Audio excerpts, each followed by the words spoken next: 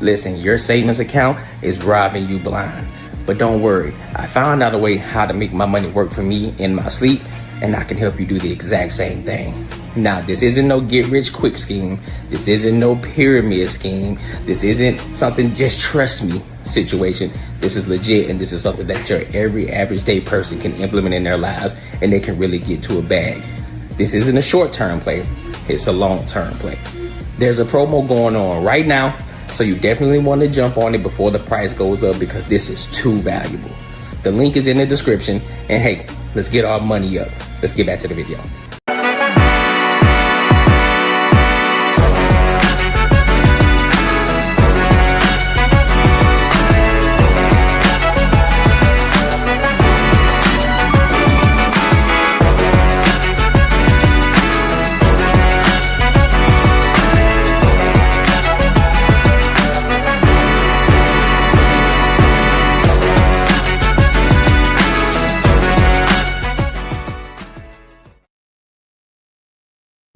What's the word? What's the word? What up? Welcome to another show, one of the dopest shows on YouTube where we talk about everything under the sun. As long as we get back to the money, real conversations, and real solutions. I'm your host, Courtney Edwards.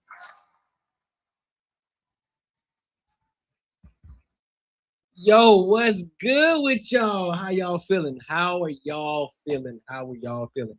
First and foremost, before we dive in and get crazy with it, make sure you like, comment, and subscribe for the algorithm, and make sure you hit the bell notification, all right? So that way you won't miss any more live streams. You won't miss any more posts that I have posts because I post every single day. Every single day I post, all right? So you don't want to miss those videos, all right? Also, make sure you tap into the Patreon. Link is in the description as well as pinned in the comments. That is where we are learning to grow. That's where we're learning to build. This is how you learn how to go from 0 to 500 subscribers, from 0 to 1,000 subscribers, so on and so forth. We're building. We're up. I'm actually up for a new live stream, a new video to post in there soon. And also, man, if you're just a person that just want to start compounding your money over time and learning how to invest your money properly instead of using a traditional bank account, you definitely want to go ahead and tap into the Patreon. But my ebook is within that Patreon, so you can just click in the link and you can go find my Earn While You Save ebook, and you can get started today. Even a second grader can learn it. All right. So I want to talk about some topics tonight. We're gonna talk about Trump. We got to talk about Trump. We got to get into it. From the State of the Union speech that he had last night, it was phenomenal. So I'm pretty sure some people didn't watch it, but I had the luxury of being able to watch it. But we're not gonna watch the full live stream. We're gonna watch certain points of it that I thought was funny, but as well as certain points that I think that should also be notarized as well. All right, and then we're gonna talk about other topics as well. We're gonna talk about the money and all these things in between. All right, so I want to go ahead and get straight to it. Let's go ahead and get into this Trump State of the Union topic, all right? Because I think this is funny. I think it is funny. So let's go ahead and rock out, man.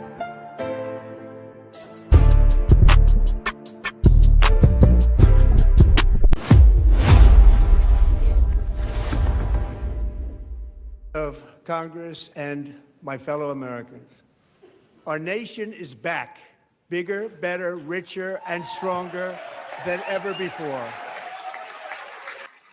Our country is winning again. In fact, we're winning so much that we really don't know what to do about it. People are asking me, please, please, please, Mr. President, we're winning too much. We can't take it anymore. We're not used to winning in our country. Until you came along, we're just always losing, but now we're winning too much. And I say, no, no, no, you're going to win again. You're going to win big. You're going to win bigger than ever. And to prove that point, here with us tonight is a group of winners who just made. Y'all see how the whole left side is not standing up at all? They're not standing up at all, as if they don't live in America. The entire nation proud. The men's gold medal Olympic hockey team. Come on in.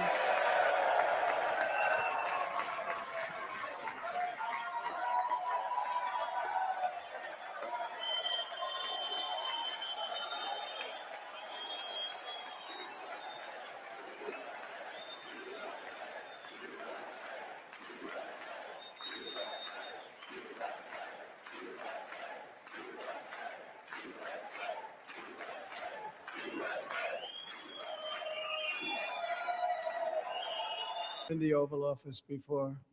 And I just want to say a second very big congratulations to Team USA. But I have to say that, and I told them this, and we took a vote of the team. I said, anybody votes no, I'm not doing it. So they stood there and they weren't about to say no, because I've never seen a goaltender play as well as goalie Connor Hellebuck.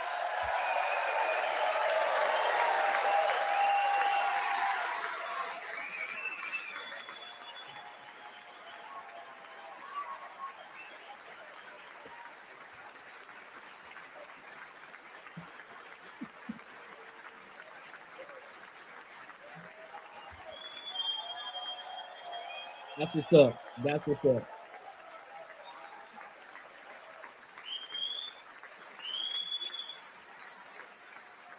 Think of it, 46 shots on goal. And I asked him, the one shot, the one where you put your stick in the back and it hit the neck of your stick and bounced off.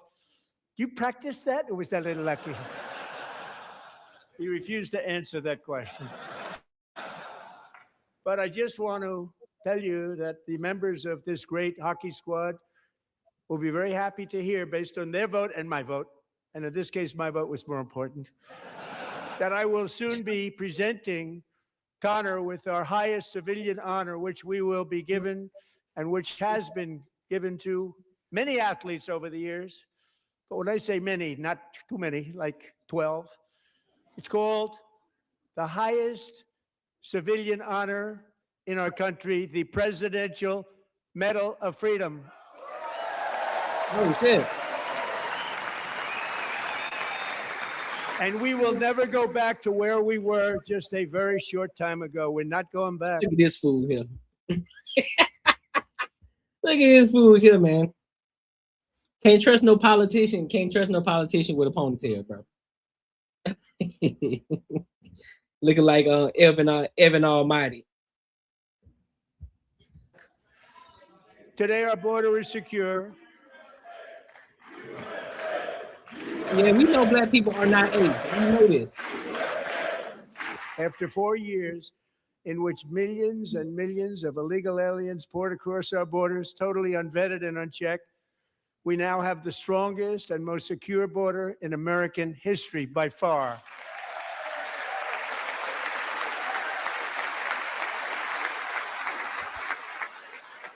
Y'all notice how every time he mentions an accomplishment, he looks over there at the left, at the Democrats. every time he'll hit him with the accomplishment. He'll hit him with an accomplishment. He'll step back. Now what you got to say?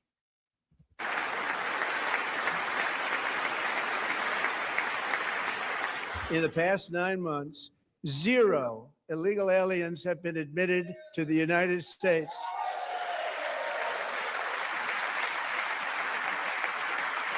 Illegal, y'all. Illegal.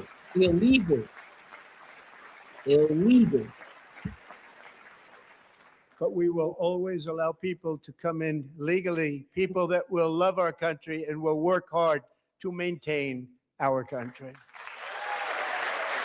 Old Town Golfer, what's good, bro?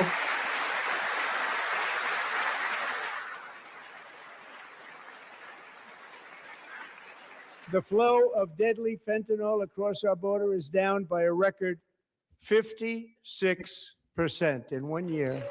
Damn.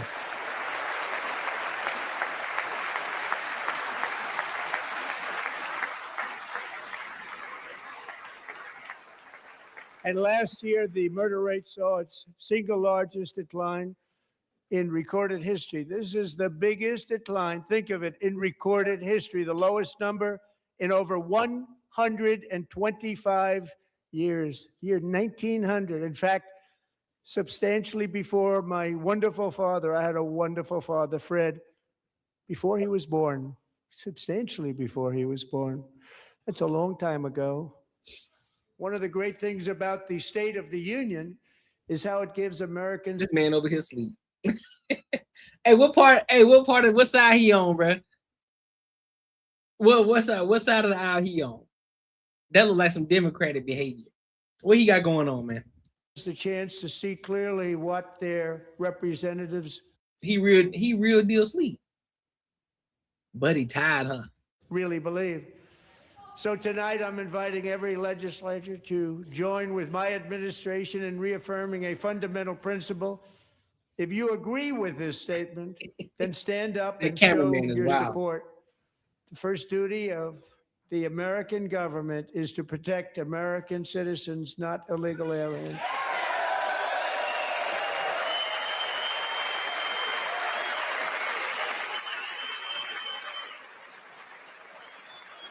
Like, look at this shit. The whole right side is standing up clapping. I think I was able to count maybe 4 or 5 that are actually sitting down that are clapping, but just only barely a handful are actually on the left that are actually standing up clapping.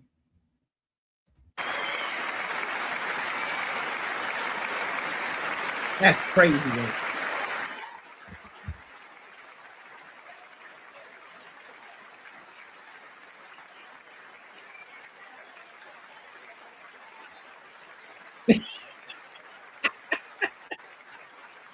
And he pointing them out.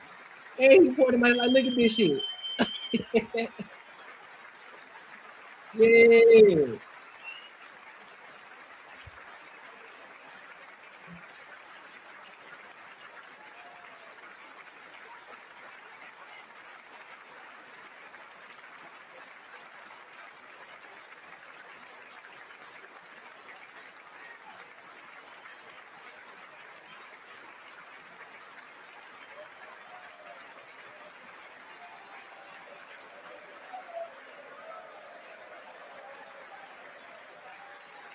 Facts. Facts, Araya.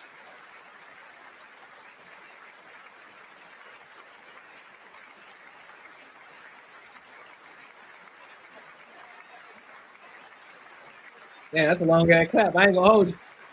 Yo, did y'all see the rebuttal? Did y'all see the Democratic rebuttal to this? Did y'all see that? And y'all see the difference. If you haven't watched it, go watch it, right? You can tell a clear difference between Trump's speech and the genuine clapping here versus that rebuttal that I forgot her name was, whatever her name was. She was out there, she was doing her little speech. First of all, you could tell she was reading off a prompter the entire time. Reading off a prompter. You could tell she was reading. She wasn't just sitting there talking like she was having a conversation. She was reading. But then the people that were in there, they're sitting there clapping like they were robots. They just in there. And they just got quiet like a snap of a finger. It's crazy, bro. It's like somebody was in the background holding up, clap, clap, clap. And then so they put it down, they just stopped. It was wild. I've never seen people so in sync when they clap. I said, nah, G, that's fake.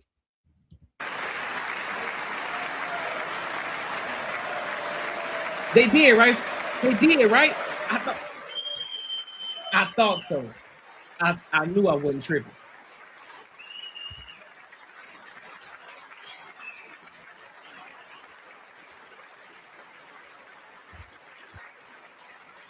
That brown suit kind of throw me off a little bit. Shame. You should be ashamed of yourself, not standing up.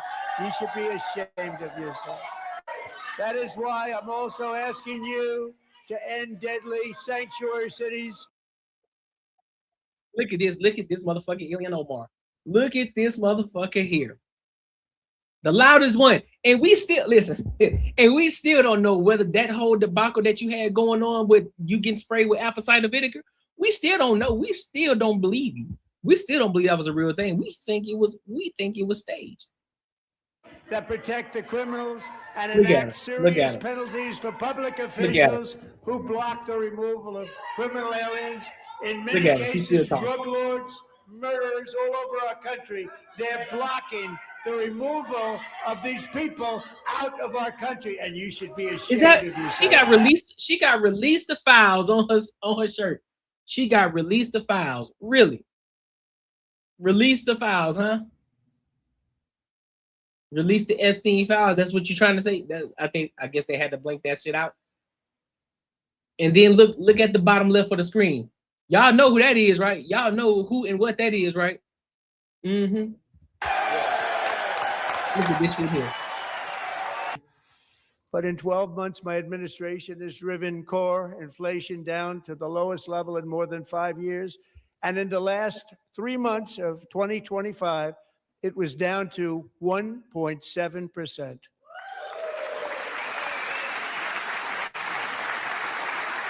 I don't want to. Here's my thing, though. What I don't understand is a lot of people that's on the left are sitting here saying that the economy has not gotten better yet. I'm trying to figure out what are y'all looking at? What are y'all looking at?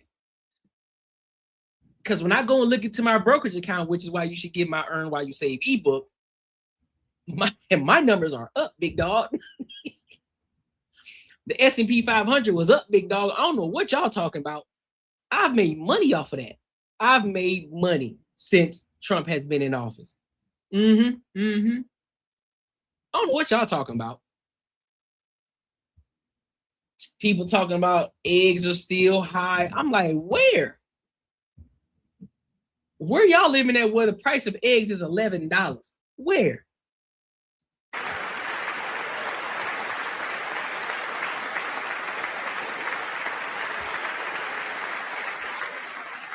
Gasoline, which reached a peak of over $6 a gallon in some states under my predecessor, it was quite honestly a disaster, is now below $2.30 a gallon in most states.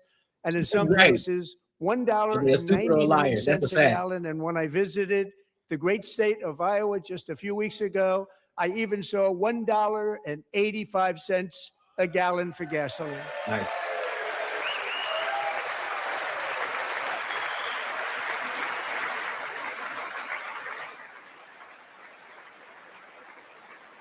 Mortgage rates are the lowest in 4 years and falling fast, and the annual cost of a typical new mortgage is down almost $5,000 just since I took office. 1 year. I think if people were to read The Art of the Deal, I think they would get a better understanding of who Trump is and understanding how he's operating this government. Real talk. I think it's more beneficial to get somebody who's actually been in business, who's had multiple businesses, whether failed and extremely successful, made millions of dollars doing it, to be able to run the country. Real talk. Because if this is a capitalistic country and we're about the big dollar, right? So why not get somebody who's operated multiple businesses and who has had success in these businesses, so they already understand how to move and connect? And why not do that? Instead of getting these regular ass politicians who don't even know how to operate a business, don't even know the first thing about businesses, and automatically they want to, we want to tax the rich. For what? You want to tax them for what? For doing the thing that majority of people are afraid to do. Stepping out on the limb, creating their own businesses, building their own legacy that a lot of people aren't out here doing today. Just to go and tax them hella dollars. And yet you still fail because they found a way around it on how not to get taxed so fucking much. And guess where that shit falls upon? It falls upon the regular citizens. Then y'all are upset. Then you get upset again. You still vote Democrat. Well, we're gonna tax the rich. Why? All it's gonna do is fall back up on you, big dog. So your best bet, as somebody who's sitting in the middle class or somebody who just, an average Joe or average Jane, I would recommend getting your money up and learning how to, I ain't gonna call it finesse the system, but learning your taxes and learning how to actually write shit off. Learning how to write shit off, so therefore you can make more money, but at the same time, you are on a tax bracket that's a lot lower than what you actually are making. Just saying. And low interest rates will solve the Biden-created housing problem while at the same time protecting the values of those people who already own a house that really feel rich for the first time in their lives. We want to protect those values. We want to keep those values up. We're going to do both. And we are going to keep it that way. The stock market has set 53 all-time record highs since the election. Think of that. 1 year. Boosting pensions, 401ks, and retirement accounts for the millions and millions of Americans. They're all gaining. Everybody's up, way up. In 4 long years, the last administration got less than $1 trillion in new investment in the United States. And when I say less, substantially less. In 12 months, I secured commitments for more than $18 trillion pouring in from all over the globe. That's wild, boy. That's crazy.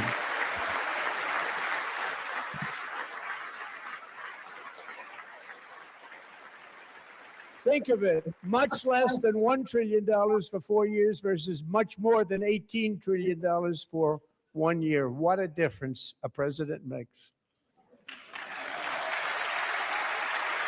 A short time ago, we were a dead country.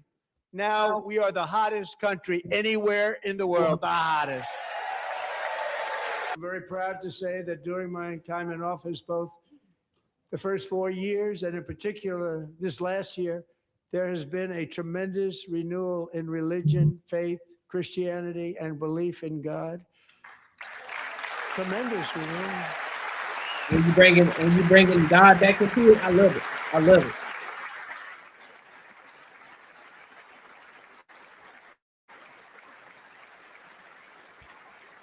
This is especially true among young people, and a big part of that had to do with my great friend, Charlie Kirk, a great guy, great man.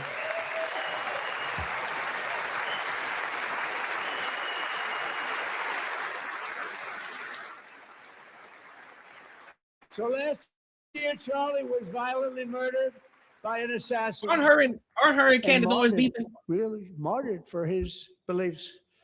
His wonderful wife, Erica, is with us. So they dragging us through the mud right now. They dragging Erica Kirk through the mud right now.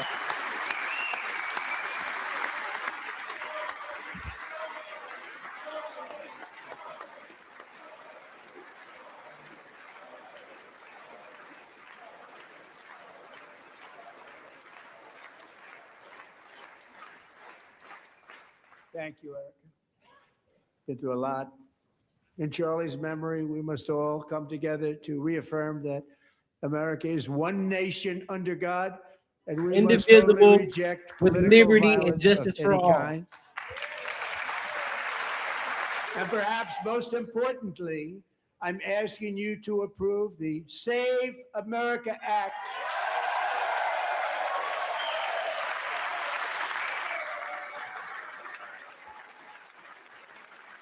To stop illegal aliens and others who are unpermitted persons from voting in our sacred American elections. That cheating is rampant in our elections. It's rampant. It's very simple. All voters must show voter ID.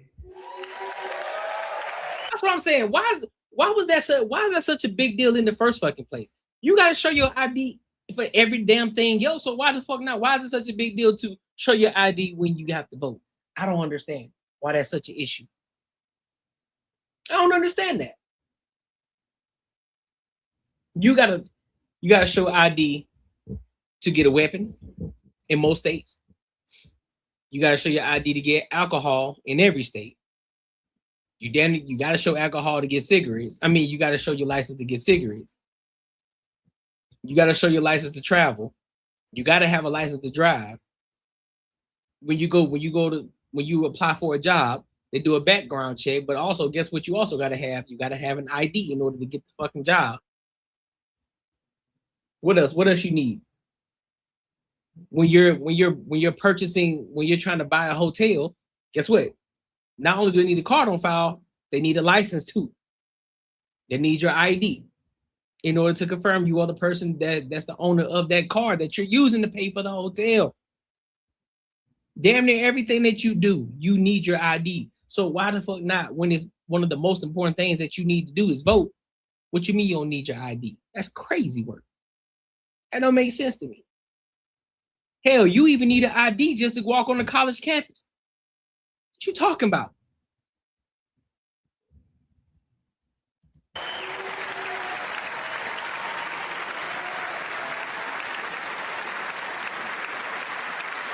Yeah, for real.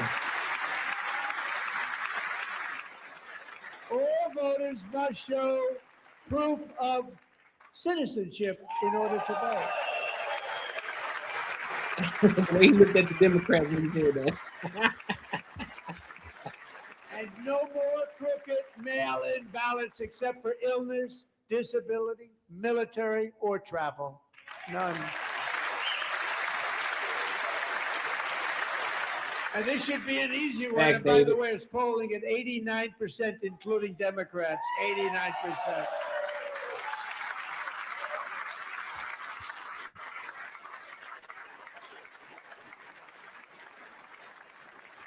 And even the new communist mayor of New York City, I think he's a nice guy, actually.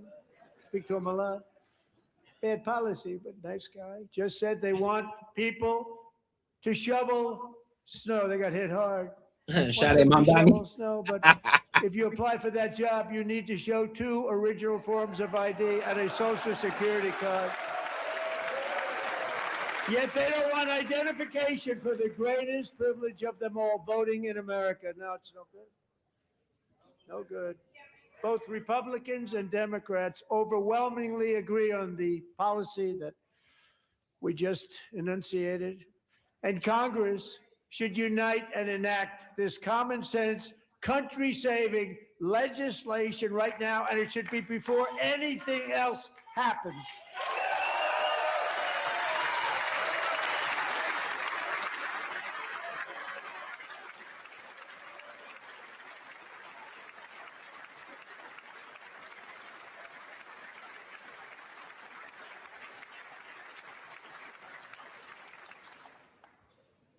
And the reason they don't want to do it, why would anybody not want voter ID? One reason, because they want to cheat. There's only one reason. They make up all excuses. They say it's racist. They come up with things you almost say. Yeah, that shit was wild. That shit was wild to say that it was racist because you got to show your ID. That was a wild take. Like, dog, what? What are you talking about? Imagination they have. They want to cheat. They have cheated, and their policy is so bad that the only way they can get elected is to cheat. And we're going to stop it. We have to stop it, Josh. Delilah Colton was only 5 years old in June 2024 when a 18-wheel tractor trailer plowed into her stopped car traveling at 60 miles an hour or more. The driver was an illegal alien let in by Joe Biden and given a commercial driver's license by open borders politicians in California. Doctors said Delilah would never be able to walk or talk, have a good life. She wouldn't even be able to eat again.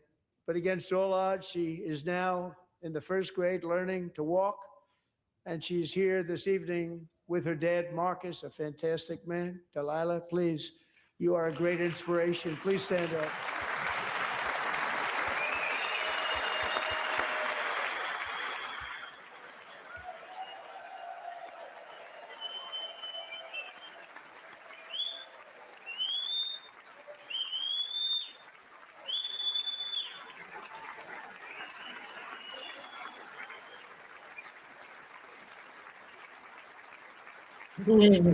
Ain't that sweet? Thank you, Delilah. Many, if not most, illegal aliens do not speak English and cannot read even the most basic road signs as to direction, speed, danger, or location. That's why tonight I'm calling on Congress to pass what we will call the Delilah Law, barring any state from granting commercial driver's licenses to illegal aliens. Last year, I urged this Congress to begin the mission by passing the largest tax cuts in American history, and our Republican majorities delivered so beautifully. Thank you, Republicans.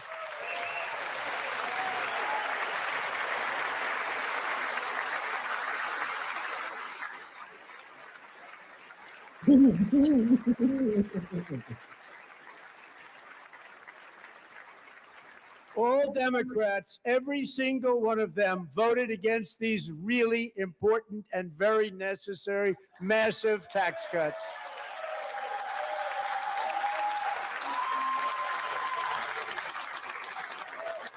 They wanted large-scale tax increases to hurt the people instead. But we held strong, and with the great, big, beautiful bill, we gave you no tax on tips, no tax on overtime, and no tax on Social Security for our great seniors. Look at that shit there. Serving alongside Sarah. Look at that shit there. No tax on overtime, big dog.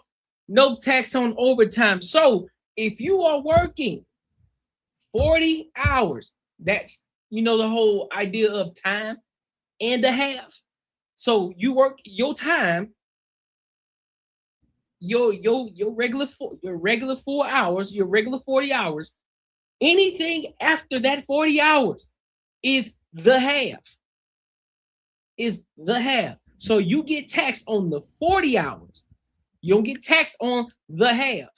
You get taxed, you don't get taxed on the half, you get taxed on the time. So time and a half. You don't get taxed on the half. You get taxed on the time, which is the 40 hours.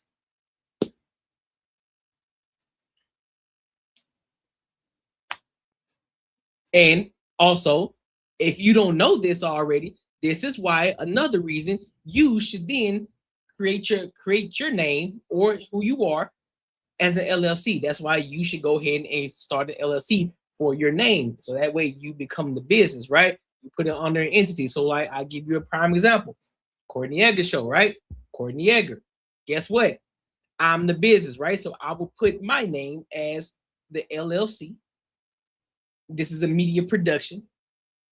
So anything that's dealing with business or anything that's dealing with this, that what I'm doing, your tax write-off.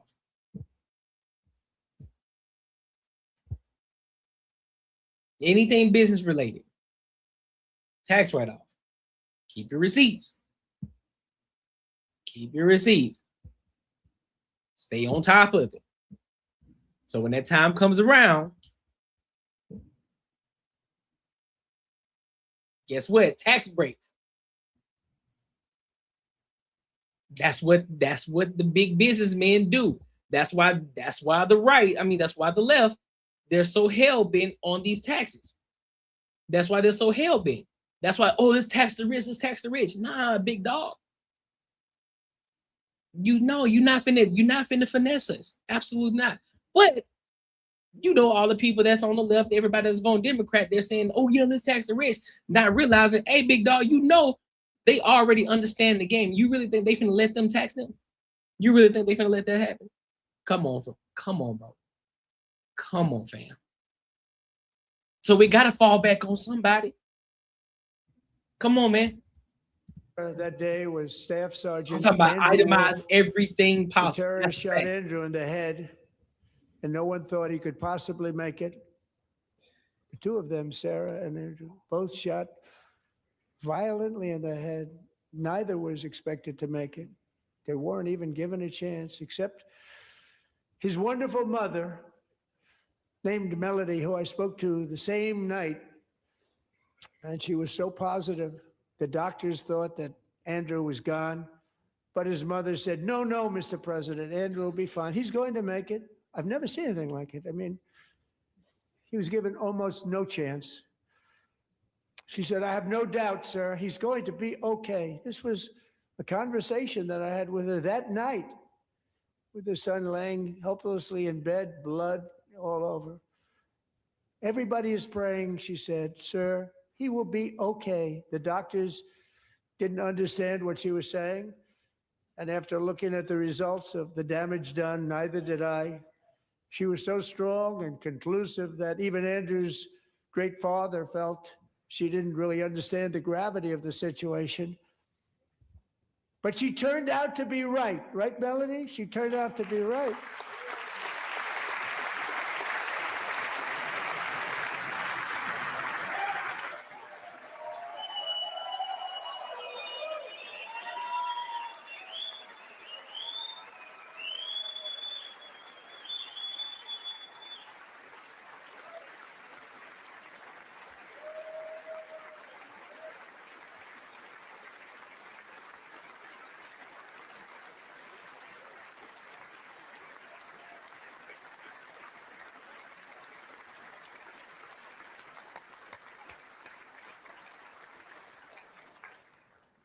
Amazing, actually. I said, where does this woman come from? She's the most positive person I've ever met. With God's help, Andrew has battled back from the edge of death, and we're talking about the edge of death, on his way to a miraculous recovery. He's got a little work to do, but he's doing great. Nice to see you. He's a good-looking guy. Nice to see you. Thanks, Andrew. Thank you very much.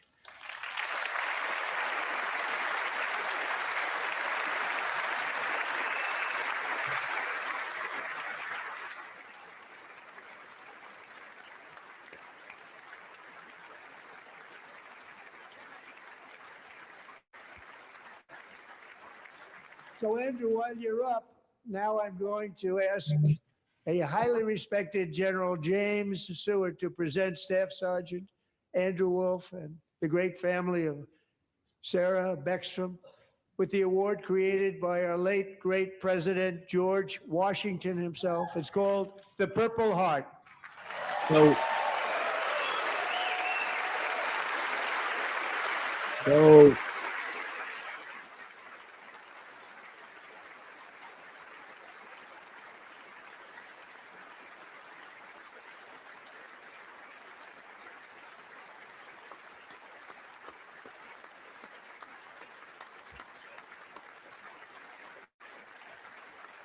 It was very dangerous. They knew we were coming. They were all set. But the deeds of one warrior that night will live forever in the eternal chronicles of military valor. Chief Warrant Officer 5, Eric Slover, planned the mission and was the flight lead in the cockpit of the first helicopter. A big, beautiful, powerful helicopter. all right, so I want to skip ahead to a part. I don't think they're going to show the part that I want to get to. So let me skip ahead real quick.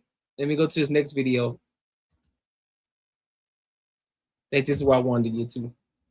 In 2021, Sage was 14 when school officials in Virginia sought to socially transition her to a new gender, treating her as a boy and hiding it from her parents. Hard to believe, isn't it? Before long, a confused Sage ran away from home after she was found in a horrific situation in Maryland. A left-wing judge refused to return Sage to her parents because they did not immediately state that their daughter was their son. Sage was thrown into an all-boys state home and suffered terribly for a long time. But today, all of that is behind them because Sage is a proud... Yo, when I tell you that cameraman is diabolical, because y'all know that's not a woman, right? Diabolical.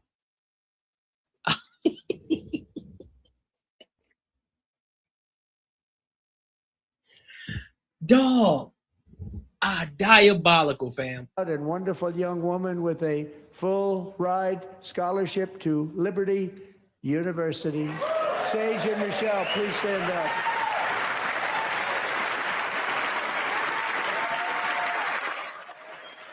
No, she didn't just do that. She just, no, she didn't just clock T. Hey, bro, do your thing, man.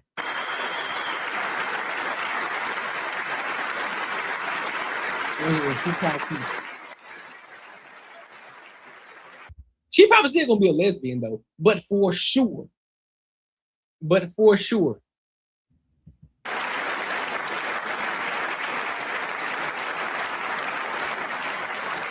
And thank you for your great bravery. And who can believe that we're even speaking about things like this? Right. 15 years ago, if somebody was up here and said that, they'd say, what's wrong with him? But now we have to say it because it's going on all over numerous states without even telling the parents. But surely we can all agree no state can be allowed to rip children from their parents' arms and transition them to a new gender against the parents' will. Who would believe that we're even talking about? I agree. We must ban it, and we must ban it immediately. Bring back masculinity. Bring back masculinity. Too many softies that's been in the White House these past years. It's too many of them. There should be absolutely no reason talking about a 10-year-old saying, "Oh, I don't believe I was made correctly," or "I don't believe I was born the right person." Like, what the fuck does that even mean? God don't make no mistakes. If you came out the womb as a boy, guess what? You a boy. Something 9 times out of 10, something must have happened to you that traumatized you to start making you think differently. Something going on up there in that mental. And then you got people championing the shit. Oh, well, they should be able to tell you who they are. They know who they are. I allow my kids to man, you crazy as fuck. I wish I would have a 10-year-old and they come in there and tell me, and then let it be like a girl or some shit. And they come in there and, "Dad, you know, I've been having these thoughts and I think I'm supposed to be a boy." You lying to me?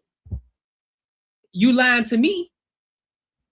No, ain't God don't make no mistakes. God don't make no mistakes. You lying to me? You lying on God. It ain't happening. It's a lot of sickos out here, man, championing the shit. And that's what's crazy. It should be 100% of the people that should be standing up clapping right now for that shit. Them niggas still sitting down on the left, and y'all sitting up here telling me that they for the people. Y'all sitting up here telling me that the Democratic Party is for the people. Are they now? Or are they only for you because they know how dumb y'all are? And they know that they're going to go with anything that y'all say because they brainwash y'all to think so. You can't even sit up here and clap for this little girl who was claiming to be a boy. They then decided to put her in an institution where it's a whole bunch of boys. What the fuck are you talking about? I forgot what it was. It was there was another situation where there was a doctor being questioned. Now, I'm paraphrasing on the question that was asked to her. And I think the guy asked her what is a boy or some shit like that. And the doctor could not answer. It's like, bro, you're supposed to be a doctor. These people trust you with their lives. And you telling me you can answer a simple question? What is a boy? What is a girl? Or what is a woman? I believe. I think it was something like that. Something in regards to genitalia. And I'm like, dog, this is really the world we're living in right now. People championing this shit. Yeah, you got to revoke the license immediately. It was a woman. It was a woman doctor. She could not answer the question. Let me rephrase. It wasn't the fact that she couldn't answer the question. She refused to answer the question. So she tried to tiptoe around it. But Buddy just kept on pushing. He's like, listen, I'm asking you a straightforward question. It ain't a trick question, ain't nothing. I'm asking you a direct question. What is it? There's no underlying tone, nothing. I'm asking you a direct question, and she still refused to answer the question. I'm like, nah, get her up out of there. Get her up out of there immediately. You hear me?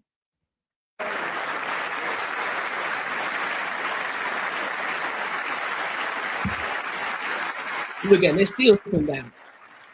That's crazy. These people are crazy. I'm telling you, they're crazy. Facts.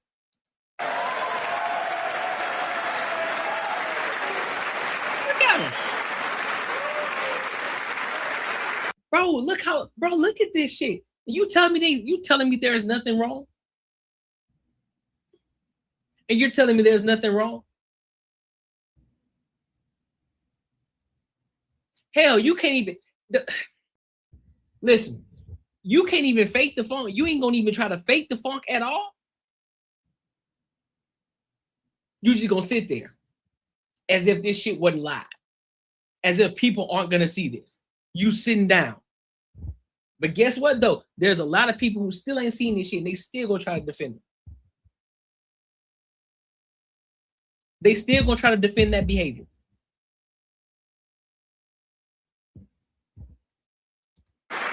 Look at that shit. Amazing. 7.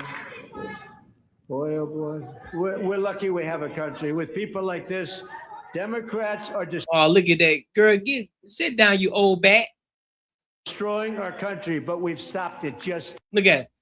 Look at this. Look at this coat. Affordability. Democratic. Man, sit the fuck down. Then you got Miss Auntie Mama down here with the Epstein file tag on her jacket. Y'all still on these Epstein files, bro? Why all of a sudden the big hard push now? How come y'all weren't pushing that shit when Biden was there? How come you guys weren't pushing it so hard when Biden was there? Probably the best time to do it. But y'all weren't pushing so hard then. Now all of a sudden, where's the files? Where's the files? Where's the files? Sit down. Sit down somewhere, man. Get your life together. But make sure you like, comment, and subscribe for the algorithm, and make sure you hit the bell notification. Let me see what you got. What you got for me? Evil says, their evil, their hate for him is showing the world the U.S. is divided, and it's sad. But the Republican Party did the same stuff to Obama, and Obama's first term, he brought the country together. He was not the best, but it was like this madness. That's what I'm saying. So, and understood, and that's not taking away anything. They should have stood up for it too and clapped their hands, right? But in regards to situations like this, you're sitting down because because of a little girl who was about to transition to a boy, and then I guess some shit happened to her. I don't know. We don't know. I don't know that whole story.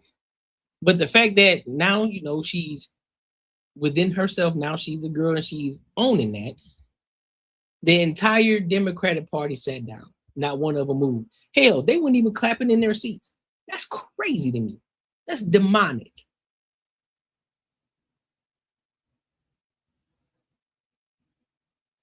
They said it was still an open investigation during Biden's term. Allowed truly, right? That's what I'm saying. That shit don't make no sense to me, dog. That's facts, M. Evil. That's a fact. That is a fact. Let's go. So let's go to this next topic. So there's this school teacher who ended up getting fired because of her rap video. I thought this was interesting, so we're gonna dive into it, and then I will give my thoughts and opinions. All right. So let's go ahead and rock out, dog.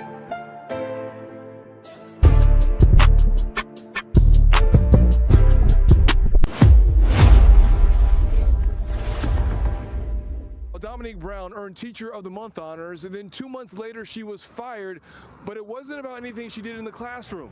She says a parent complained about her rap career, which was off the clock. You good, Evil. You good, bro. By now, Drippin' Honey's music video, Drippin' 101, has been seen by tens of thousands across numerous social media platforms. It combines two of her passions, rapping and some of the students she's taught. That's right, a U.S. history teacher who's moonlighting as a rapper. But last month, she was forced out of her teaching job, and it started with a parent's complaint.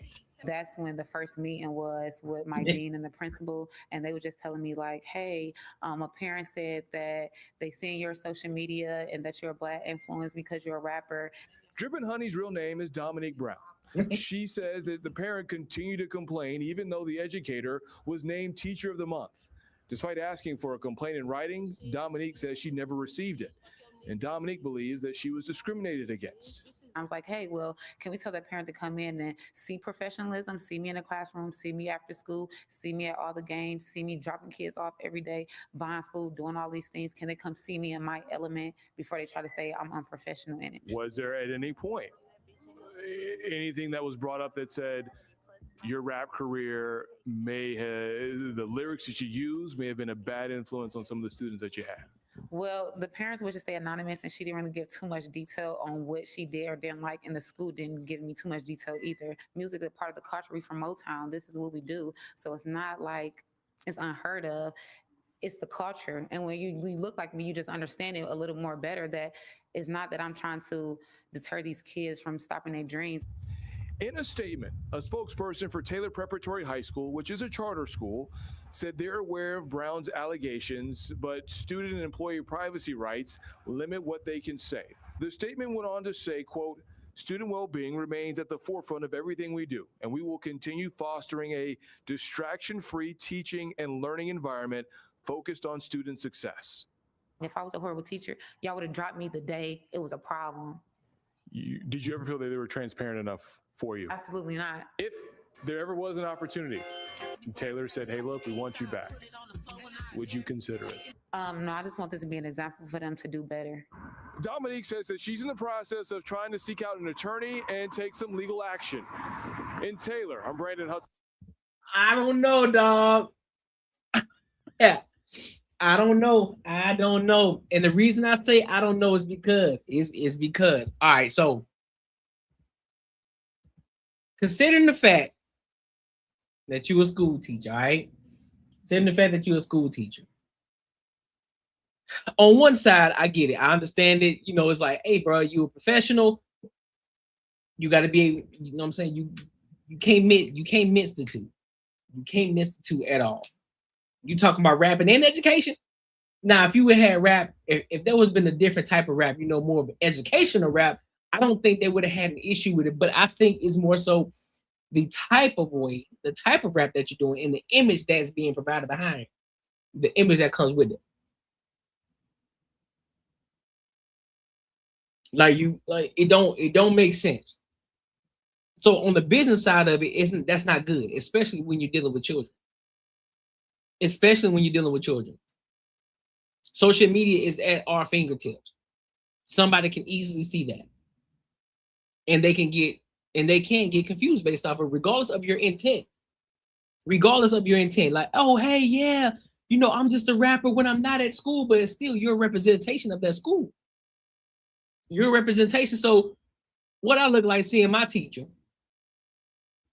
my history teacher, telling us about the black folks and, you know, telling us about our history and shit. And next thing you know, at 7 p.m., I see a video of you up there shaking ass and rapping. It's like, hey, man, what we doing? That's a distraction. Seeing her, you know what I'm saying? Seeing her throw that thing back, you know what I'm saying? It's like, hey, what we doing? So now, after I've seen the video, I'm coming back to school. My mind can't focus because I'm thinking like a boy now. I'm thinking about a growing little boy who's hitting puberty. You know what I'm saying? I got my teacher. You feel me? I see this video, her shaking ass. She got the breast, she got her little bee stings out. I can't learn because now all I'm thinking about is her shaking ass. That's it. So I can understand the parents' gripe. I can understand it from that perspective. I can. Now, if anything, I would have made her delete it. I would have gave her an ultimatum. I would say, hey, listen, you can do one of two things. You can either keep doing what you're doing. You can keep doing what you're doing, and you're no longer going to be a part of, you know, I'm not going to allow you to work here anymore. You know what? 3 options. 1, you can either continue to keep working here and get rid of your delete all of that shit off so you won't cause distraction. 2, we can remove you from here and you can continue on with your rap career. Or 3, you can use that, switch the type of music that you make, you can refine it, retune it, so it aligns with what you teach. A more conservative look, not shaking ass, something that's educational, teachable, that you can actually use in class to help your children learn. You can do that. Those are your 3 options. Pick one. Because sad to say, I ain't gonna say it's sad to say, but Again, you are an extension of the company that you work for. You are. No matter how you try, no matter how you slice it, you are, especially when it's a school. When it's a school, you are definitely an extension of the company, regardless. I'm my own individual. No, you're not. No, you're not. Because even when them students see you out in the streets, guess what? Your name ain't your first name. Your name is still Miss whatever. Mrs. Whatever your last name is, Mrs. Williams, Mrs. Whoever, Mr. Whoever, that's who you are. You are the teacher. In the classroom, outside the classroom, you are the teacher. You are an extension of the school. And you got to represent yourself as such. It is what it is. Can't be upset about that. So how passionate are you about teaching children? Or how passionate are you about your rap career? Pick one. Or fine tune it, rebrand yourself, and then use it to educate. Go be a Miss Rachel or some shit, but for history class. Because there's another black woman. She's the black version of Miss Rachel, but I think she's doing it in medical and shit now. So you can do the same thing, but just do it for history class. Why not? Create a whole YouTube channel. There's ways around it. There's ways around it. Yeah, I don't know, bro. Me in my element before they try to say I'm unprofessional in it. Was there at any point? You see what I'm saying? See, as a grown man, I can understand it. Like, all right, cool. I mean, as a grown man, I look at that. I'm like, I mean, I don't see nothing crazy about it. But as a 12-year-old boy,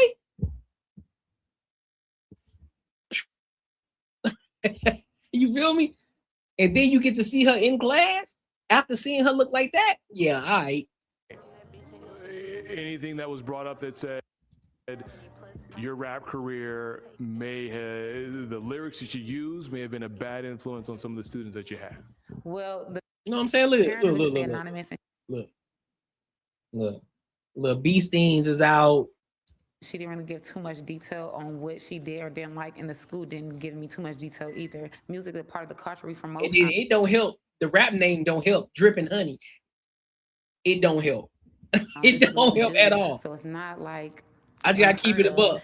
It's the culture, and when you look like me, you just understand it a little more better. I understand it, but I understand this side to go to where. Oh, where is it? Where is it? Let me see. In a statement, a spokesperson for Taylor Preparatory High School, which is a charter school. Look at this. Dominique, for a complaint in writing, Dominique says she never. First of all, Dripping Honey, that ain't it. Received it, and Dominique believes that she was discriminated against. Look. I was like, hey. Let me go back, just in case y'all missed it. Let me go back one more time. That she was discriminated against. I was like, hey, well, can we tell that parent to come in and see professionalism, see me in a class?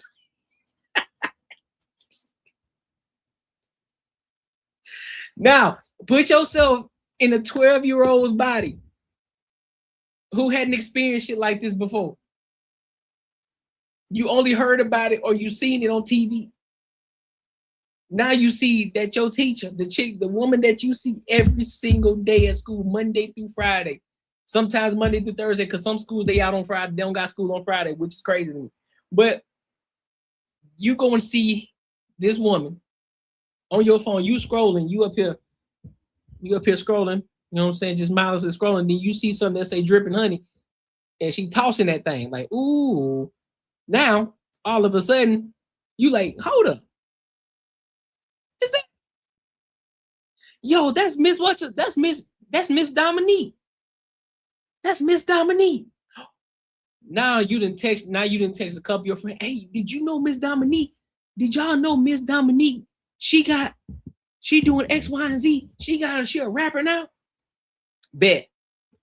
Whole classroom going crazy the next day. You're horny behind. You sitting in the classroom, imagine her tossing that thing back. Now you trying to read, you can't read right because every time she walk past you, all you can think about is her throwing that thing back. You're a little horny behind. Nah, fam, I get it.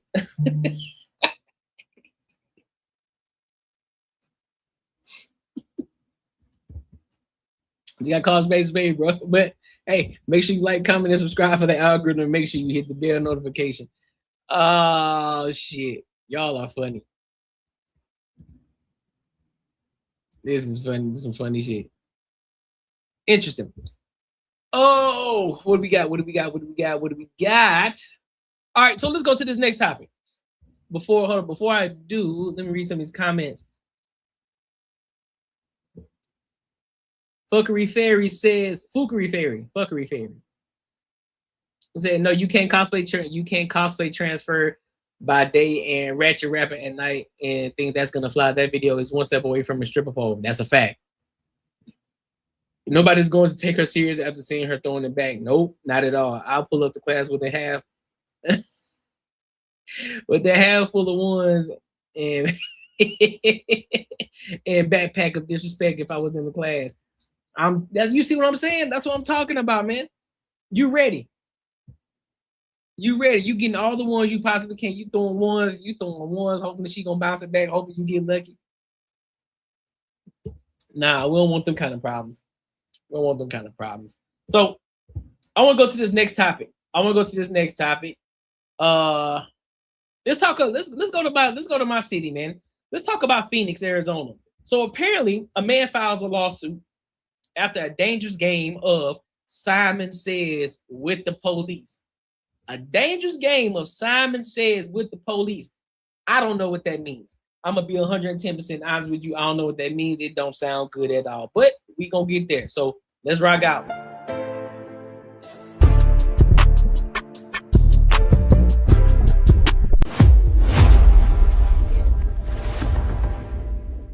That you could literally make in a game of Simon Says. And because of that simple mistake, he was taken to the ground. What am I doing? And is now being accused of resisting arrest and assaulting 3 police officers. You hit him in the head.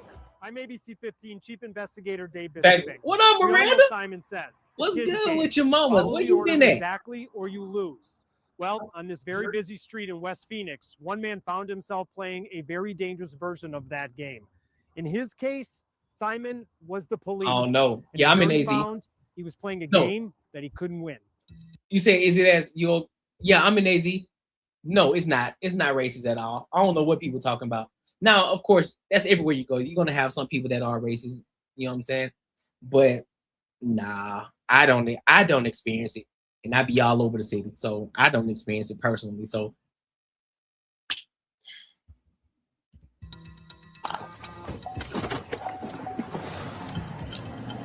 This is a traffic stop recorded on a Phoenix police officer's body camera. You guys are flying down Indian School. And this officer is about to give a lot of commands very quickly. How fast was that going? You got a driver's license? A new order comes 2 seconds later.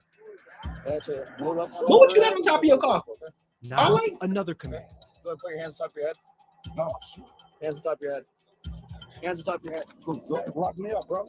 The driver gives up, throws both hands straight into the air. I ain't did nothing. Look at y'all. What y'all doing? Hey. What y'all doing all that? He ain't off of me. This is that serious. Officers then throw him to the ground. Go ahead there, bro. It ain't that serious. When the game finally ends, the driver is arrested and charged with a bunch of felonies. What did I do? Put him in the car, dude. We'll break down more of the stop and the body camera video in a moment. But first, meet the driver, Israel Devo. So, Israel, how old are you? 33. Okay. Now, this happened a year and a day ago. Sure enough. And our interview coming right after his trial. I was just astonished with all the... Say, how fast am I complying? I'm complying quick. Listen, man, I ain't got time for all of that. He doing all this. What you doing all that? Man, bro, do what you got to do, bro. Get out the car. Listen, man, comply. Just do what you got to do, bro. You trying to get home at the end of the day. Doing too much. All the stuff that they said about me, it's a bunch of lies. At the time, we didn't know about his case or the trial, but we got a recording from the court archives. And by now, you can probably guess the theme of the public defender's main defense. Simon Says. The kids game. Simon Says is a game that you lose by making simple mistakes. Instead of putting his hands on top of his head, he put his hands above his head. And when things are just blurted out to you, it's kind of hard to process that when you're in that moment. Let's start from the beginning. Devo and a coworker were stopped in a work car. They worked for Allied Security, and Devo was a supervisor. You got any guns in the car? Oh, No? Okay. You guys are flying down Indian school. we trying to run to because I got to go to a site real quick, but you know I'm a allied. I work with security. I know, but it doesn't excuse you. Like, you're gonna kill someone, man. Oh no, I ain't going that fast. Oh, you going that fast, brother? Just feel like he was just pushing something that wasn't there. They go back and forth for about a minute. How fast was I going? You got driver's license? And again, this is where the so-called game of Simon Says begins. Hold up on that. We're gonna have you step by the vehicle, okay? Okay. Go ahead, put your hands on top of your head. No, for sure. Hands on top of your head. Hands on top of your head. Lock me up, bro. All right, so to be fair, Okay. Go ahead, put your hands on top of your head. all right. First mistake. I don't know what he was trying to do. I see he had a water bottle between his legs. Pause. I don't know if he was trying to get it out or he did ask for the license and registration. I don't see him giving it up. I don't know if that's what he was looking for. If that was what he was looking for, he could have said, hey, okay, well, listen, my license is in my back pocket. Can I get it? All right, cool. I'm gonna get it out of my back pocket. It's just my wallet. It's in my back pocket. Could announce that, but he didn't say none of that. All I see him doing is pulling this cup up, pulling this water bottle up, and trying to get out the car. He already told him to put his hands on his head. He still ain't move his arms. Mistake. That's a mistake. Should have just listen, man. My hands up here, bro. I'm chilling. I'm right here. That ain't that hard. Is it either I'm being safe as possible or I'm not, unfortunately, that's today's society. That's what I'm saying. Like, this is crazy. No, for sure. Hands on top of your head. Hands on top of your head. Lock me up, bro. Go ahead and lock me up, bro. What you mean go ahead and lock you up? Lock me up now. Lock me up then.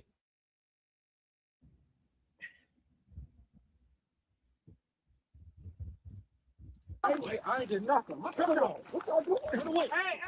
Now put yourself in the driver's seat. You're told, get your driver's license. No, wait, get out of the car. Get out of the car with your hands on top of your head, but your seatbelt's fastened. So you reach, you're yelled at again.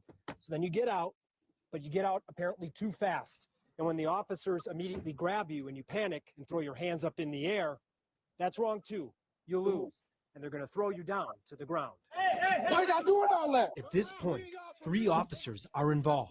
They pull Devo's legs out from under him. One lands on top of him, and other officers. Nah, it don't grab take his all of that. wrists. What am I doing? Stop. I'm not doing Hey, nothing. I would say it don't take all of that. I'm gonna hit you because I'm black. I'm gonna hit you if you don't stop. Because I'm black. Go ahead.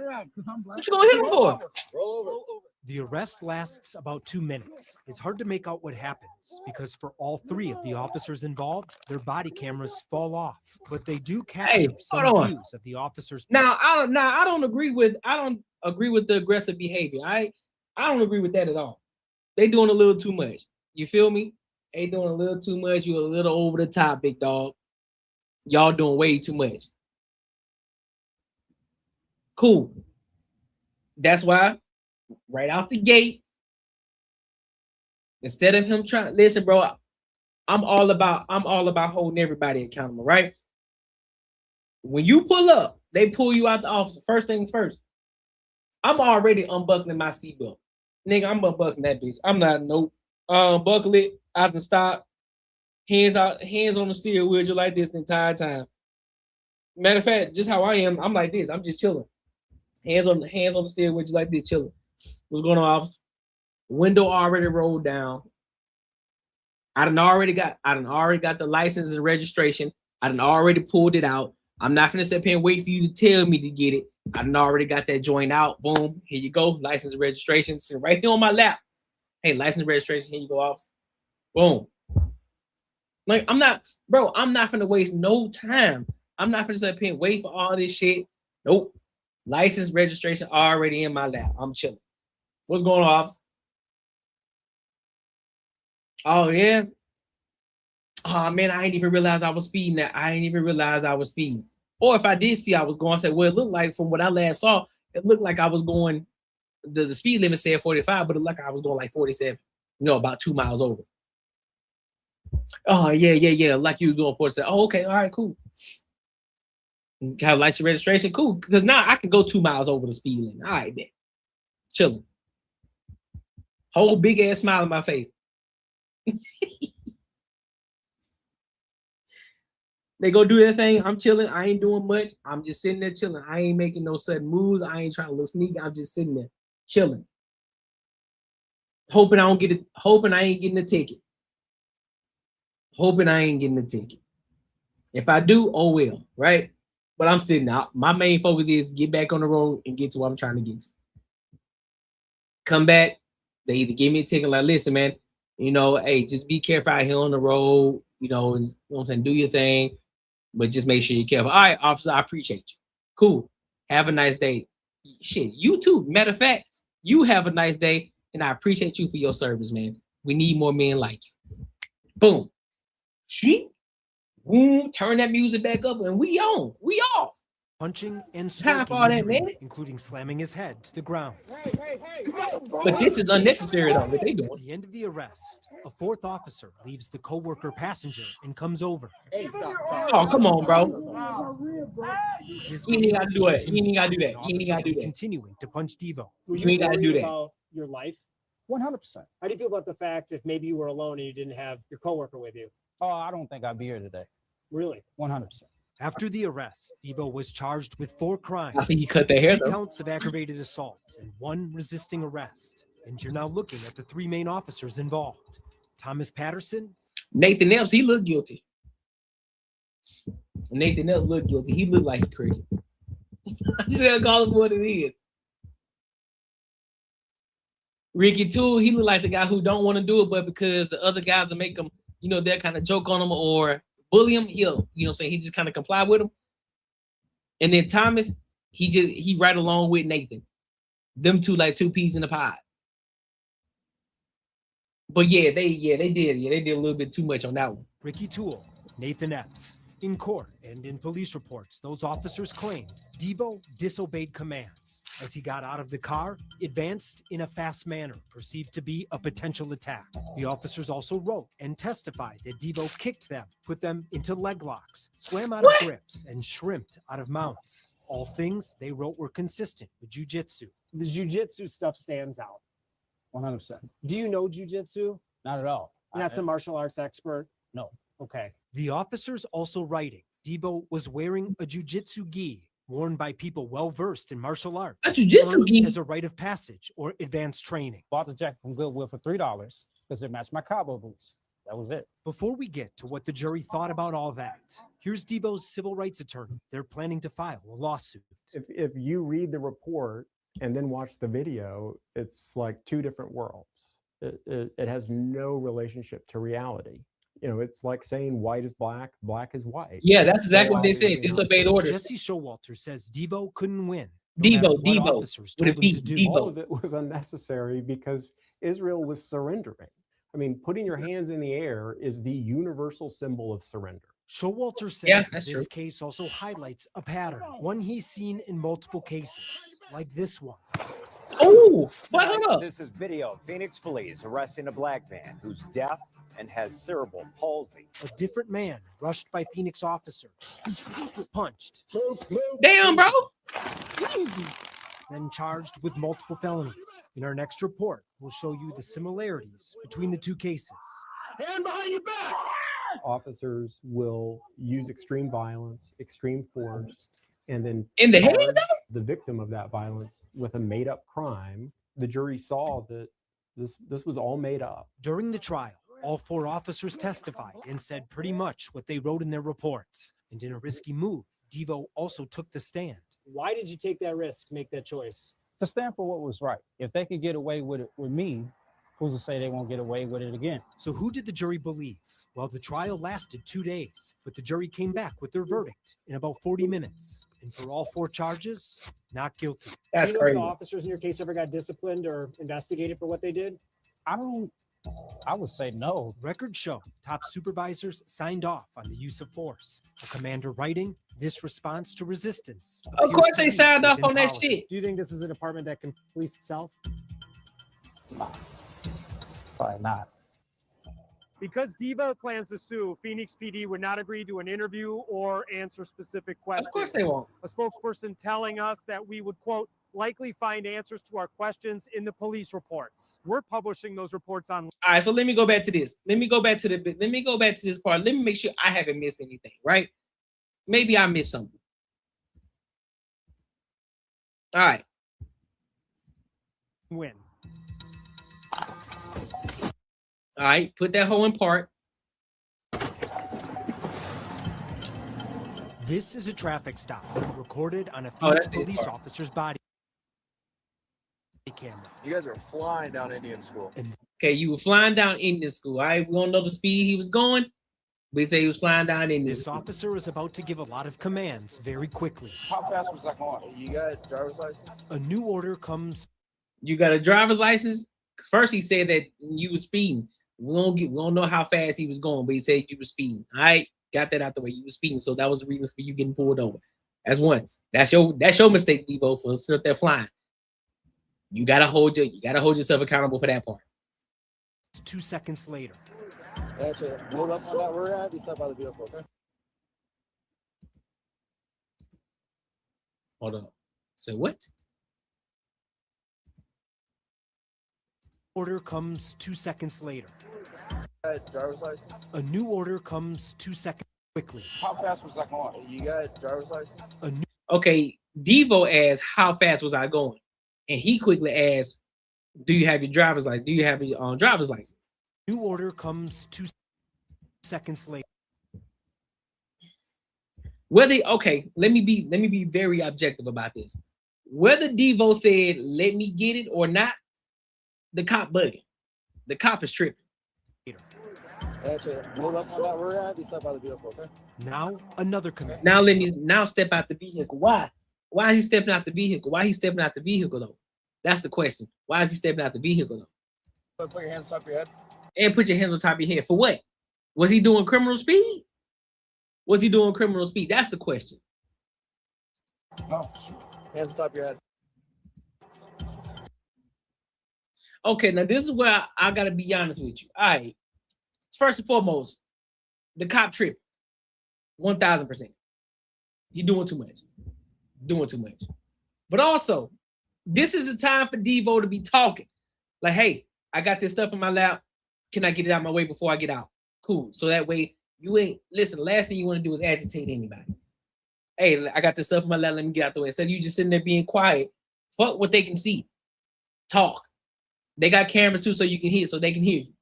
Hey, I'm getting this stuff out of my lap, you know what I'm saying, so I can get out. Cool. And then you just looking at him. What you mean? So as he did that, just hands up.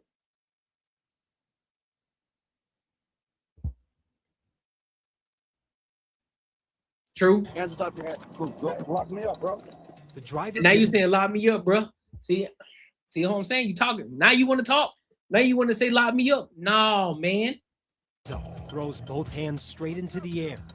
I ain't did nothing. What y'all doing? Hey, what y'all doing all that? He ain't off of me.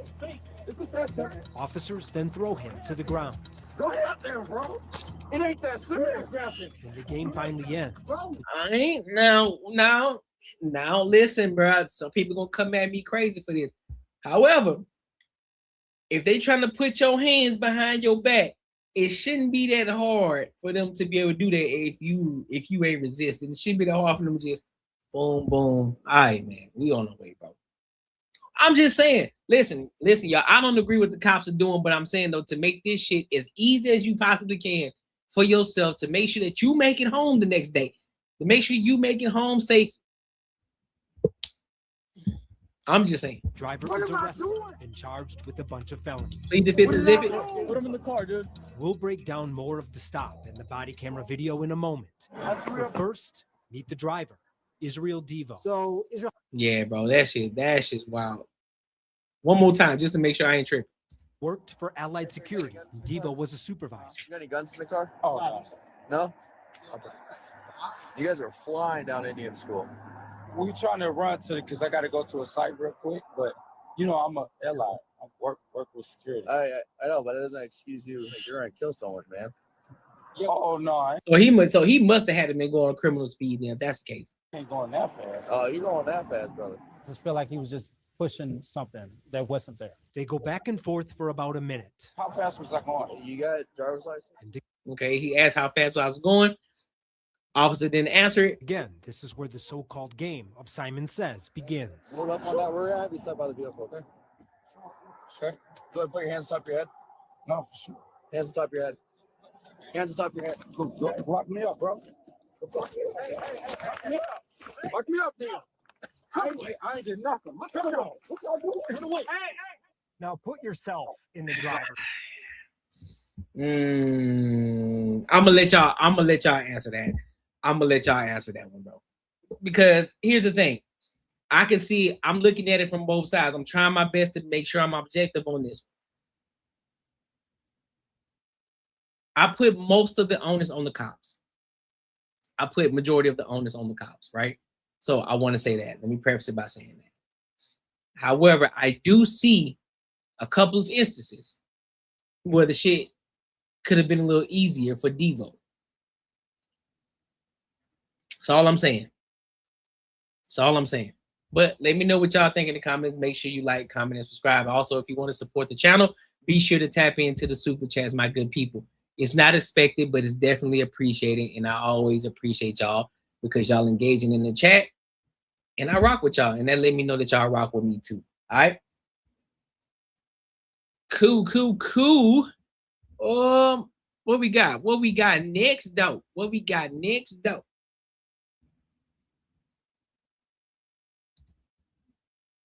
Oh, Chico Bean, Jess hilarious. Chico Bean and Jess hilarious. So apparently hilarious. She I guess she thought that Chico Bean was sassy. I appreciate you, Dustin. Dustin Miley, the police could have de-escalated. Yep, I agree. The police definitely could have de-escalated for sure.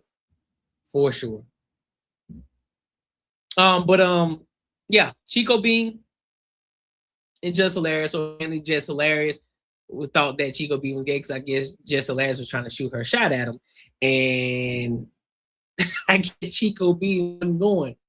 So we're gonna see and get the story of that situation, then I give my thoughts and opinions on it. All right, so let's rock out.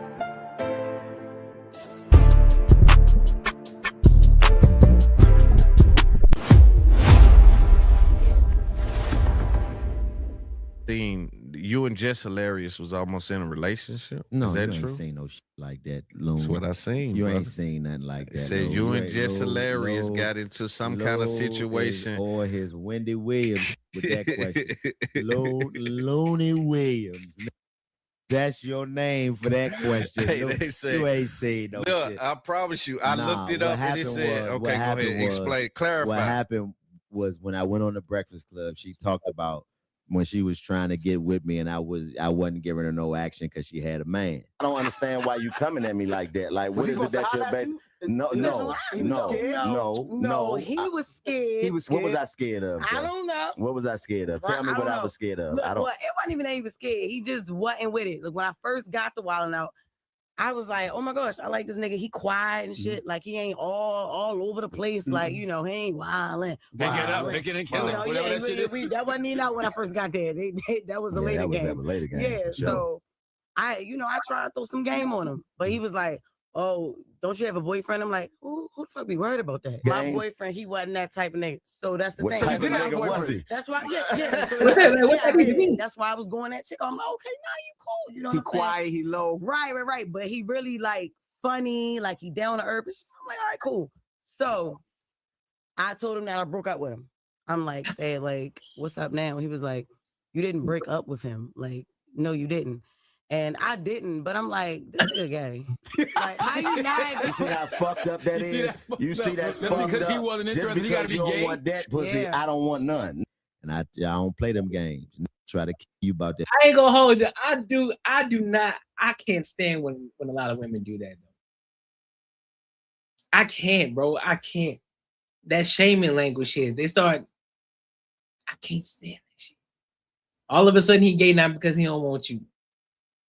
All because he got a little bit of standards about himself. He ain't like the rest of the niggas out here in these streets that's gonna bust you down, even though he know that you got a man over there.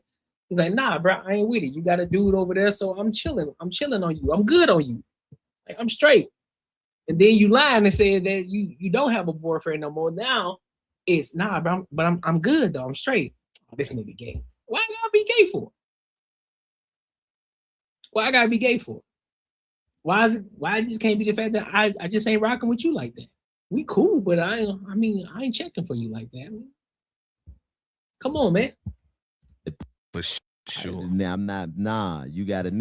And she was still trying to throw it, and I was like, "Get the fuck off somewhere. You gotta do." And she was like, "Well, this is gay." You know what I'm saying? So that's the beef that gets. She said this.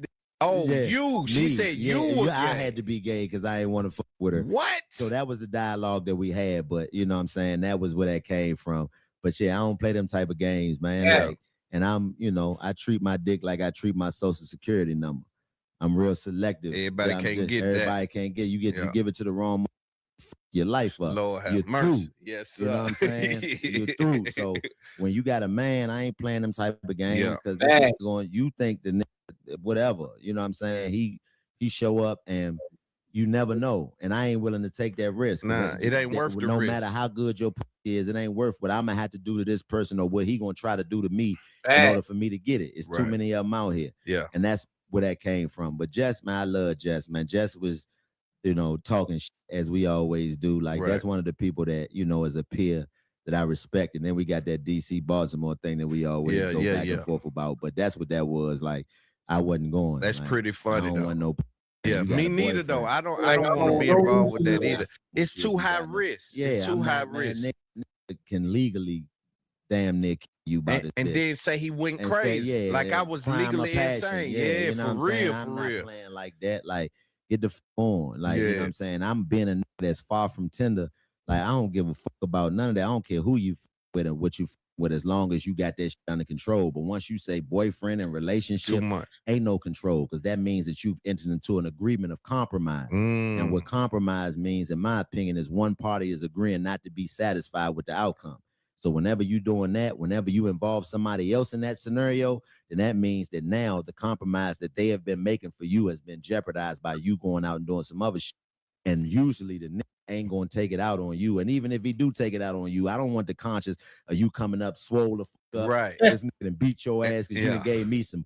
Yeah. Nah, you I don't even want to be involved in I don't want that. Nah, I'm good. I done seen it too many times, and I done been through it, and I done been a nigga that used to fuck with and then went through that type of, man, I ain't never been that kind of just because of that. And I not on purpose though. Like I was never seeking it out, but that just happened, and I done dealt with, man, I don't even want to talk about none of this shit. I pride myself on not telling none of these stories on camera because I just think that that's ignorant. Personally, that's my personal vantage point of just telling war stories and going through all that shit, fuck all that shit. But I done been through some shit around with these bitches out here, man. These had you.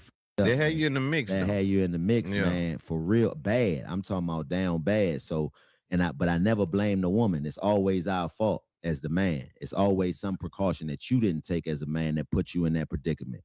It's always your fault. Hold on, let me go back. They had you in the mix. They had you in the mix, man. I done been through some shit around with these bitches out here, man. These had you. They had you in the mix. They had you in the mix, man, for real bad. I'm talking about down bad. So, but I never blame the woman. It's always our fault as the man. It's always some precaution that you didn't take as a man that put you in that predicament. It's always your fault. I never blame the woman. You know what I'm saying? Because anytime, even if she lied to you, man, that's your fault. You didn't do that. That's your fault. Lied to you. That means that you didn't do the proper protocol to be able to identify in your life, or you put yourself in a position. Now, mind you, getting lied to it, it's kind of shaky because you. No, my nigga, nah. Some motherfuckers are really good liars. I get that. There are not a lot of people are great liars, right? But yeah. You can only be so great. You can only be so great as a man. There are some things that you just kind of Yeah, as long as you're doing your due diligence up front and then some shit slip through, I mean, yeah, you can still take that one to the chin. It's on you, but yeah. Nah, I'll say take 90% of it. 90% of it is your fault. Can't say 100%. I is, you know what I'm saying? I don't got no man. Yeah. Like we saw Trouble. Yeah, Trouble yeah. was over a girl Yeah, house and yeah. nigga come in and kill Trouble. Right. But see, that's the thing. That right there is a little different because that might not have been a lie. That might not have been her man. yeah. He just might have been a nigga that was a jealous ass nigga. But that's the risk you take in not being more inquisitive about the situation. You know what I'm saying? But nah, Chico, nah, you wrong on that one, big dog. You wrong on that one. Nah, big dog, nah, because you can't control what the other nigga do, bro. If that ain't her nigga and this nigga the one that's over here crashing the fuck out, that ain't on you. You did your due diligence. You confirmed that dude was not with her, that they aren't an item, they aren't nothing, but this nigga still decides to crash out over here. Nah, that's on him. That ain't on you. Fuck no. Nah. Nope. Hell nah. If you did what you were supposed to do up front, you did everything right, you did your due diligence. Nah. Those type of situations, we all run the risk of that. And rest in peace to Trouble, because rest in peace, that was a situation where we all done took them. I know I done been in an apartment complex, but I don't do it no more. But I used to do. I know we all done run the risk. I done been in a house and me too. Yeah, you know what I'm saying. I done been in a house with a nigga knocked on the door and tried to come through the window. I done been through all of that. Been through that. And it's just like, you know what I mean. It's us, and when you blessed enough to make it out of that situation with your mind intact, you know what I'm saying, you got to know that, man, I gotta take better precaution as a man, because that woman. Yeah, I agree with the take better. You got to take better precaution. I mean, like he's right. We all been through it before. We've all been through that situation before when there's a nigga around. You're like, hey man, just because, you know what I'm saying, you was feeding for that thing between her legs, and you was like, man, hold on, man, where you stay at? Ooh, that's the hood, ain't it? Man, fuck that, man. Nigga, it's been a drought. Okay, I might just have to go take that trip. Then you take that trip, you get into some shit. And by the grace of God, you get up out of it. Like, yeah, I ain't doing that again. We all have been through that. So yeah, I understand in that regard. Yes, I do understand that. Yeah, you gotta take more better precaution. Do your due diligence. Don't fiend over it. Because trust me, there's a lot of them out here. There's a lot of them out here that's willing to give it up. So if you can't get that one, like, nah, bro, I'm good. I'm good. That's toxicity over there. I don't want none of that in my life. I'm good. Man is only, you know, most of the time they looking for companionship and some dick that's worthy of the time that they spend giving the to. Yeah. So if you provide that, you always gonna be welcome.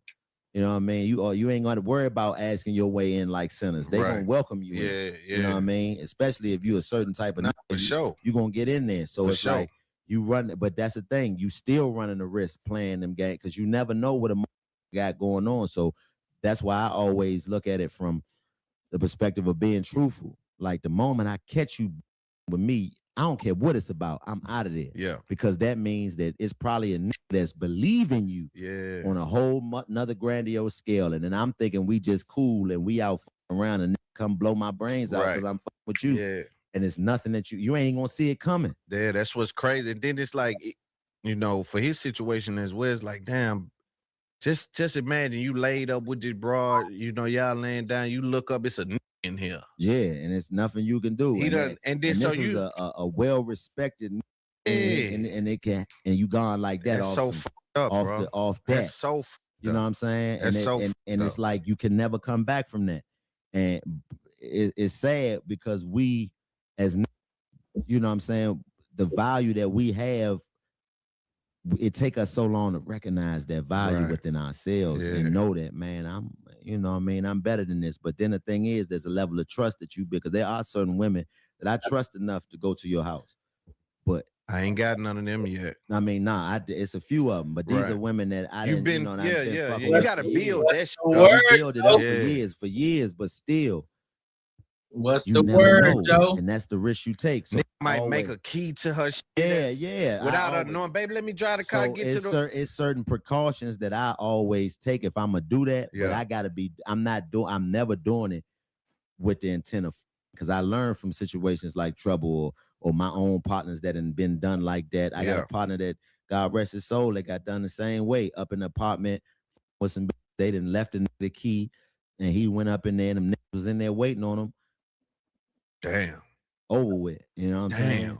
So if I'm gonna come to your house and I'm gonna be at your house, then you know what I mean. Oh, It's nah, a you certain not- level of precaution that Oh, no, you lying to me. Going over there? Nah. We good. Full vetting process. Full vetting process. Full vetting process. Absolutely not. Full vet. If you talking about going over their crib, full vetting process. Not for them play them games. Absolutely not. taking and coming over there. Yeah. And if you lying, I'm getting the fuck on immediately. I don't care what it's about. You know what I'm saying? I didn't go lying about all types Little of simple shit, shit. simple dumb Yeah. shit. And that let me know that it's probably another that believe Yeah. everything you say. And I Yeah. know that I'm not point of conversation or reference, but I know I will be if you ever want to make this upset. Right, yeah. Let me remove myself. Yeah, nah, for sure. I want to ask you a couple more things, and we'll That's get out solid, of though. here. That's solid, though. So the U.S. Department of Justice, along with 30 states and district attorneys, has filed an antitrust lawsuit against Ticketmaster and its parent company. Oh, that's something else that they talking about. But no, that's solid, bro. Yes, I definitely agree, man. You gotta vet. You gotta make sure you vet properly. Listen, bro, I know she cute. I know she attractive. You know, I know you want to get between the box. You know what I'm saying? You want her to spread it open for you. You gotta vet. You gotta vet properly first, homie. You gotta vet, cause dog, a lot of these chicks will set you up. A lot of these chicks will put you in compromising positions. They telling you that everything is cool, but yet next thing you know, they don't know how crazy they dude actually is. And 9 times out of 10, they do know how crazy they dude is, but still they're gonna try them. And then you end up being the one that get the short end of the stick. Nah, G. Nope. Lying to me. You is lying to me. But hey, make sure you like, comment, and subscribe for the algorithm, and make sure you hit the bell notification. Hit the bell notification. What we got next? Ooh, we finna talk about some money. Let's talk about some NBA money. We're gonna talk about some NBA money. Some of that moolah. You hear me? Talk about some money. Yeah, you right, man. Making money is me, man. 10 years, me and you gonna have matching Benzes. 10 years? Think more like 10 days, man. 10 days. Facts. Big facts. All right, so let's talk about, I want to talk about this NBA player. You know, here's the thing. There's this huge thing about NBA players and how they tend to, they get rich, they get money. You know, they gotta give back to their mom, they gotta give back to their, oh shit, hold up. Shout out to you. Shout out.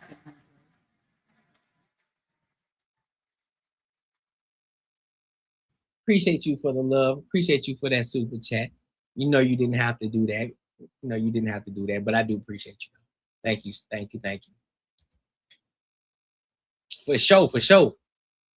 Oh yeah, absolutely. Absolutely. Thank you. Thank you. Thank you. But yeah, so you know how NBA players, they get this money. Typically, a lot of them come from the hood. They come from nothing. You know, they get this money. You know, they want to buy everything. They want to buy mama a new mansion. They want to buy the new cars, the new chain, new clothes, watches, all this extra shit. And then after a few years, they end up being broke. They end up becoming broke. So one of the guys who's not like that is Kawhi Leonard. And so we're gonna dive into how he actually handles his money since he's been in the league. And then I'll give my thoughts and opinions on that too. All right, so let's go ahead and rock out.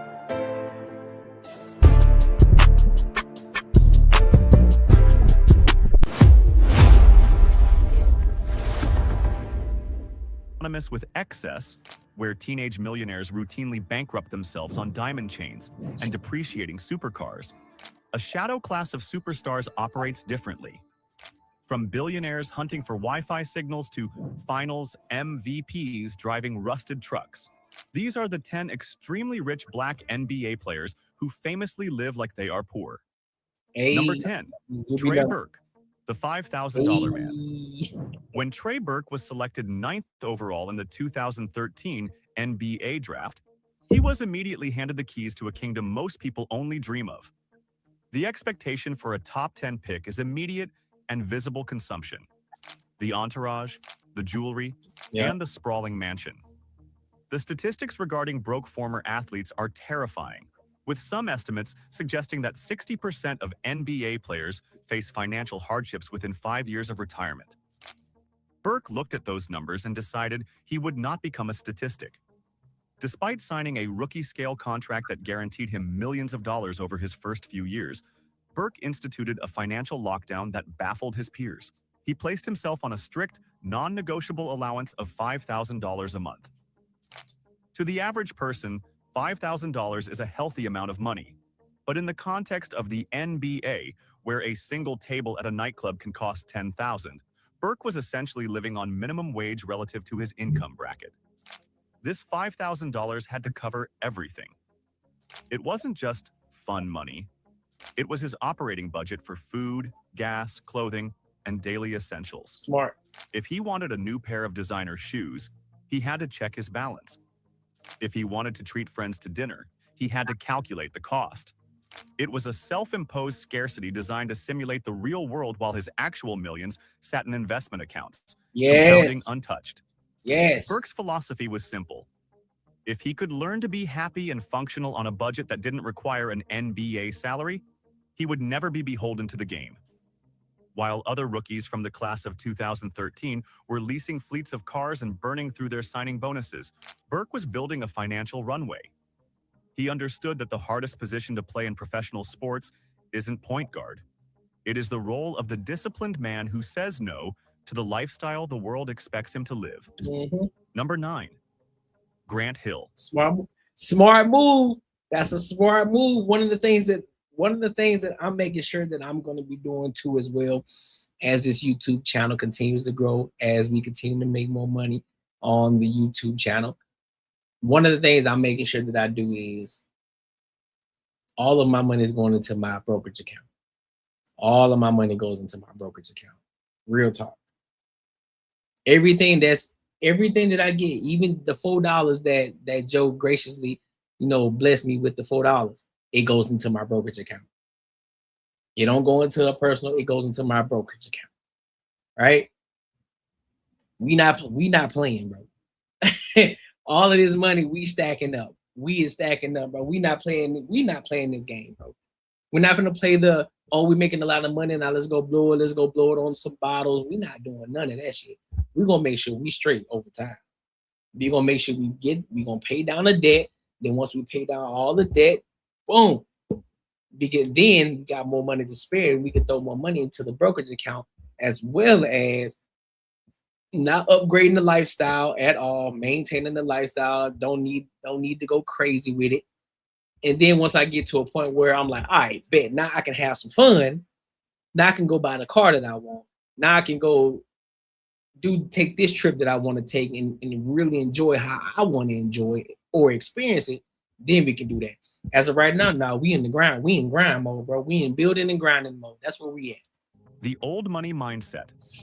Grant Hill entered the NBA in the 1990s not just as a player, but as a brand. Dubbed the next Michael Jordan, he had the massive Fila endorsement deal, the Detroit Pistons contract, and the global fame. Facts, no tricking even though you got Hill should have been the poster child for 90s extravagance. However, Hill came from a unique background that inoculated him against the new money virus. Hill understood the difference between being rich and being wealthy. Rich is the player who signs the check. Wealthy is the person who owns the team. To bridge that gap, Hill operated with a level of financial discipline that was almost militant. When he signed his first multi-million-dollar contract, he didn't head to the Ferrari dealership. he headed to a meeting with his parents. Together, they established a budget that treated his massive NBA income as if it didn't exist. Nice. His spending money was capped strictly, creating a firewall between his lifestyle and his principal capital. Hill drove modest vehicles and famously avoided the heavy gold chains and flashy jewelry that dominated the aesthetic of 90s basketball. He viewed these items not as status symbols, but as leaks in his financial ship. This wasn't just about saving for a rainy day. It was about capital allocation. Hill treated his NBA career as a high-yield funding round for his second career. Because he lived below his means for 2 decades, he was able to transition seamlessly into the business world upon retirement. Today, Grant Hill is not just a former player. He is a partial owner of the Atlanta Hawks and a broadcasting mogul. Look at that. His net worth is estimated at over $250 million. He didn't live like he was poor because he had to. He lived that way so he could eventually sit in the owner's box of the league that used to employ him. Number 8. And the crazy thing is, he didn't have a full career. But because he was smart with his money up front, he didn't really need the NBA. He didn't need to play a full year. He didn't need to play 15, 20, 30 years. Now, some people are blessed, like LeBron James. They're blessed, in order to take care of themselves. They didn't have major injuries that was career ending. They didn't have any of those things. But even LeBron James himself still handling his money the way that he's handling it. So he can leave whenever the fuck he want to leave. He's already a billionaire before he even left the NBA. So he's just doing it for the love of the game. And also, I'm pretty sure he's probably just doing it long enough to try to get Bryce in the league. But who knows? Iguodala, the Silicon Valley monk. Andre Iguodala is perhaps the most sophisticated financial mind to ever play in the NBA. During his tenure with the Golden State Warriors, he found himself physically located in the heart of global wealth creation, the San Francisco Bay Area. While his teammates were focused on the court, Iguodala realized that the real game was happening in the boardrooms of the tech startups surrounding the arena. Iguodala didn't just want to invest, he wanted to be respected by the venture capitalists building the future.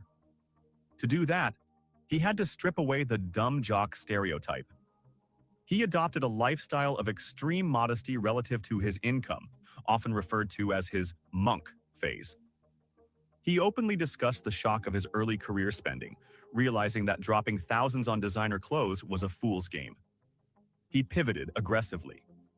Iguodala began reading books on asset allocation and market caps instead of browsing luxury catalogs.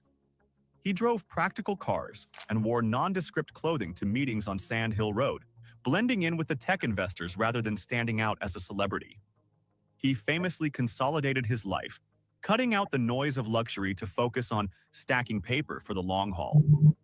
This frugality allowed him to funnel significant portions of his salary into high-risk, high-reward tech seeds. He was an early investor in juggernauts like Zoom, Cloudflare, and Datadog before they became household names. He co-founded the Players Technology Summit, teaching other athletes how to secure their financial futures. Iguodala didn't want to be the guy with the coolest car in the parking lot. He wanted equity in the apps on everyone's phone. By living modestly, he turned his NBA paycheck into a venture capital war chest, proving that the greatest luxury is financial freedom. Number 7. Chris Paul, the point god of budgeting. Chris Paul is known as the point god for his uncanny ability to control the tempo of a basketball game. I modeled my game But his after control Chris over Paul. his personal balance sheet is even more legendary.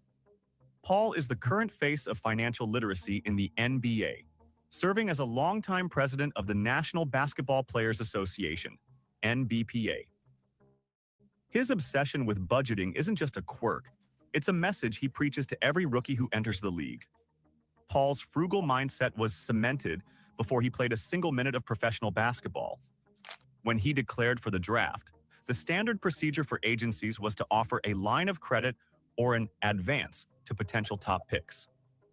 His agents offered him a $100,000 advance, flash money, intended to buy the obligatory draft suit, the jewelry, and the down payment on a luxury car. Fuck that.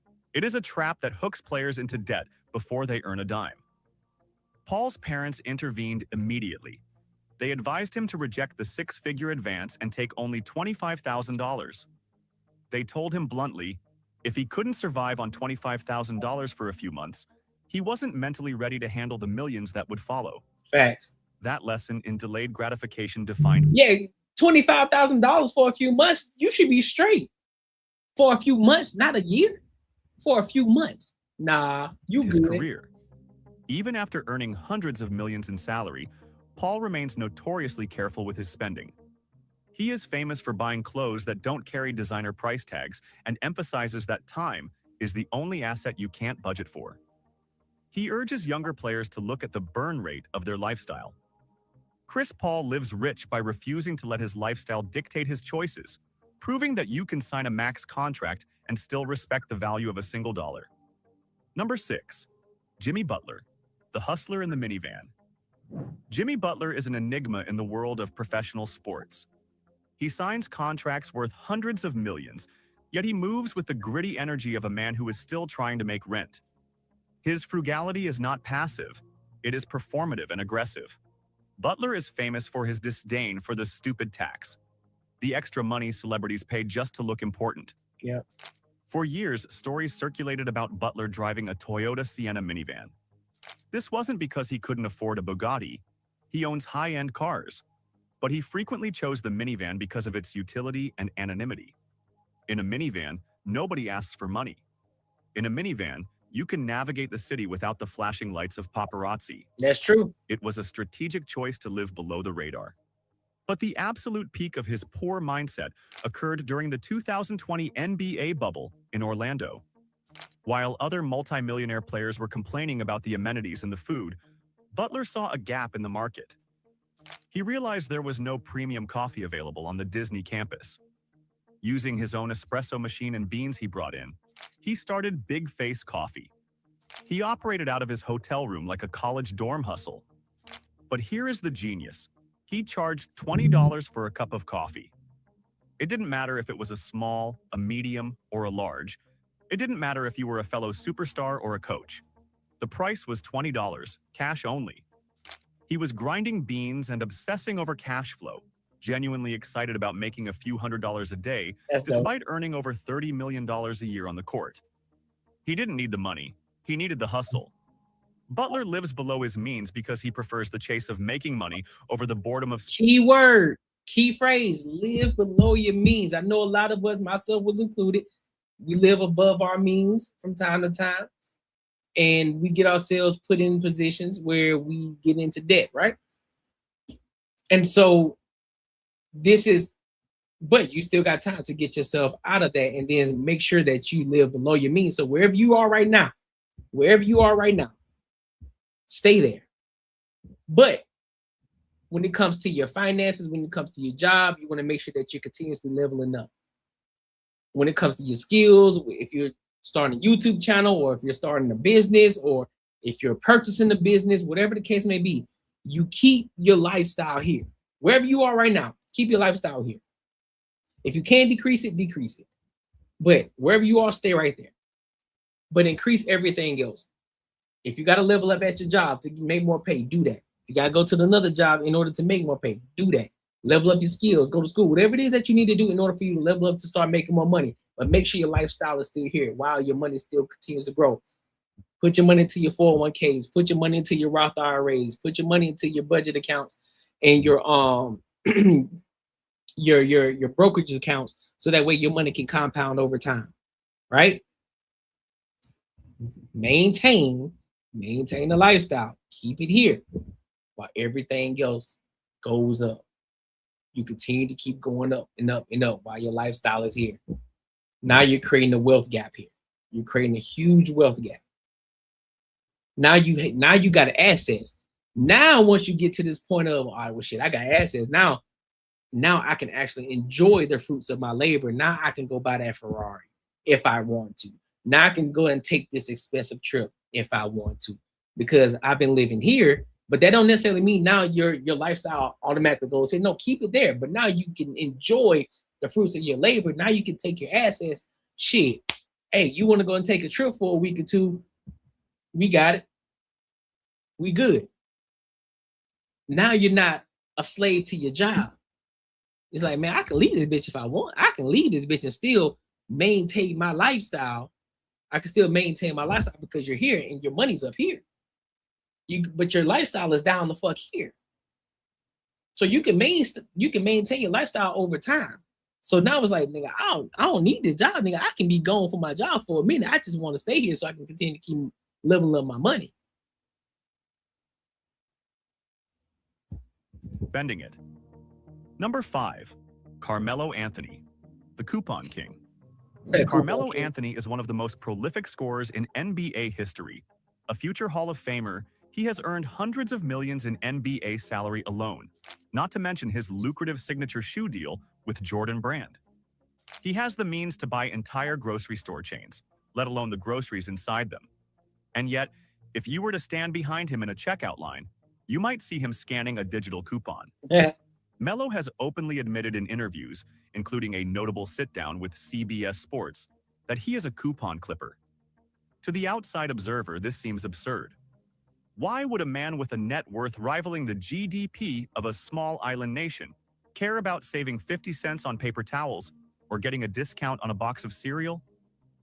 The answer lies in his background. Growing up in Baltimore, Anthony saw how quickly money could vanish. That early exposure to scarcity created a permanent filter on his spending habits. For Melo, using a coupon isn't about the 50 cents. It's about the principle of value. It is a refusal to be overcharged simply because he has the capacity to pay.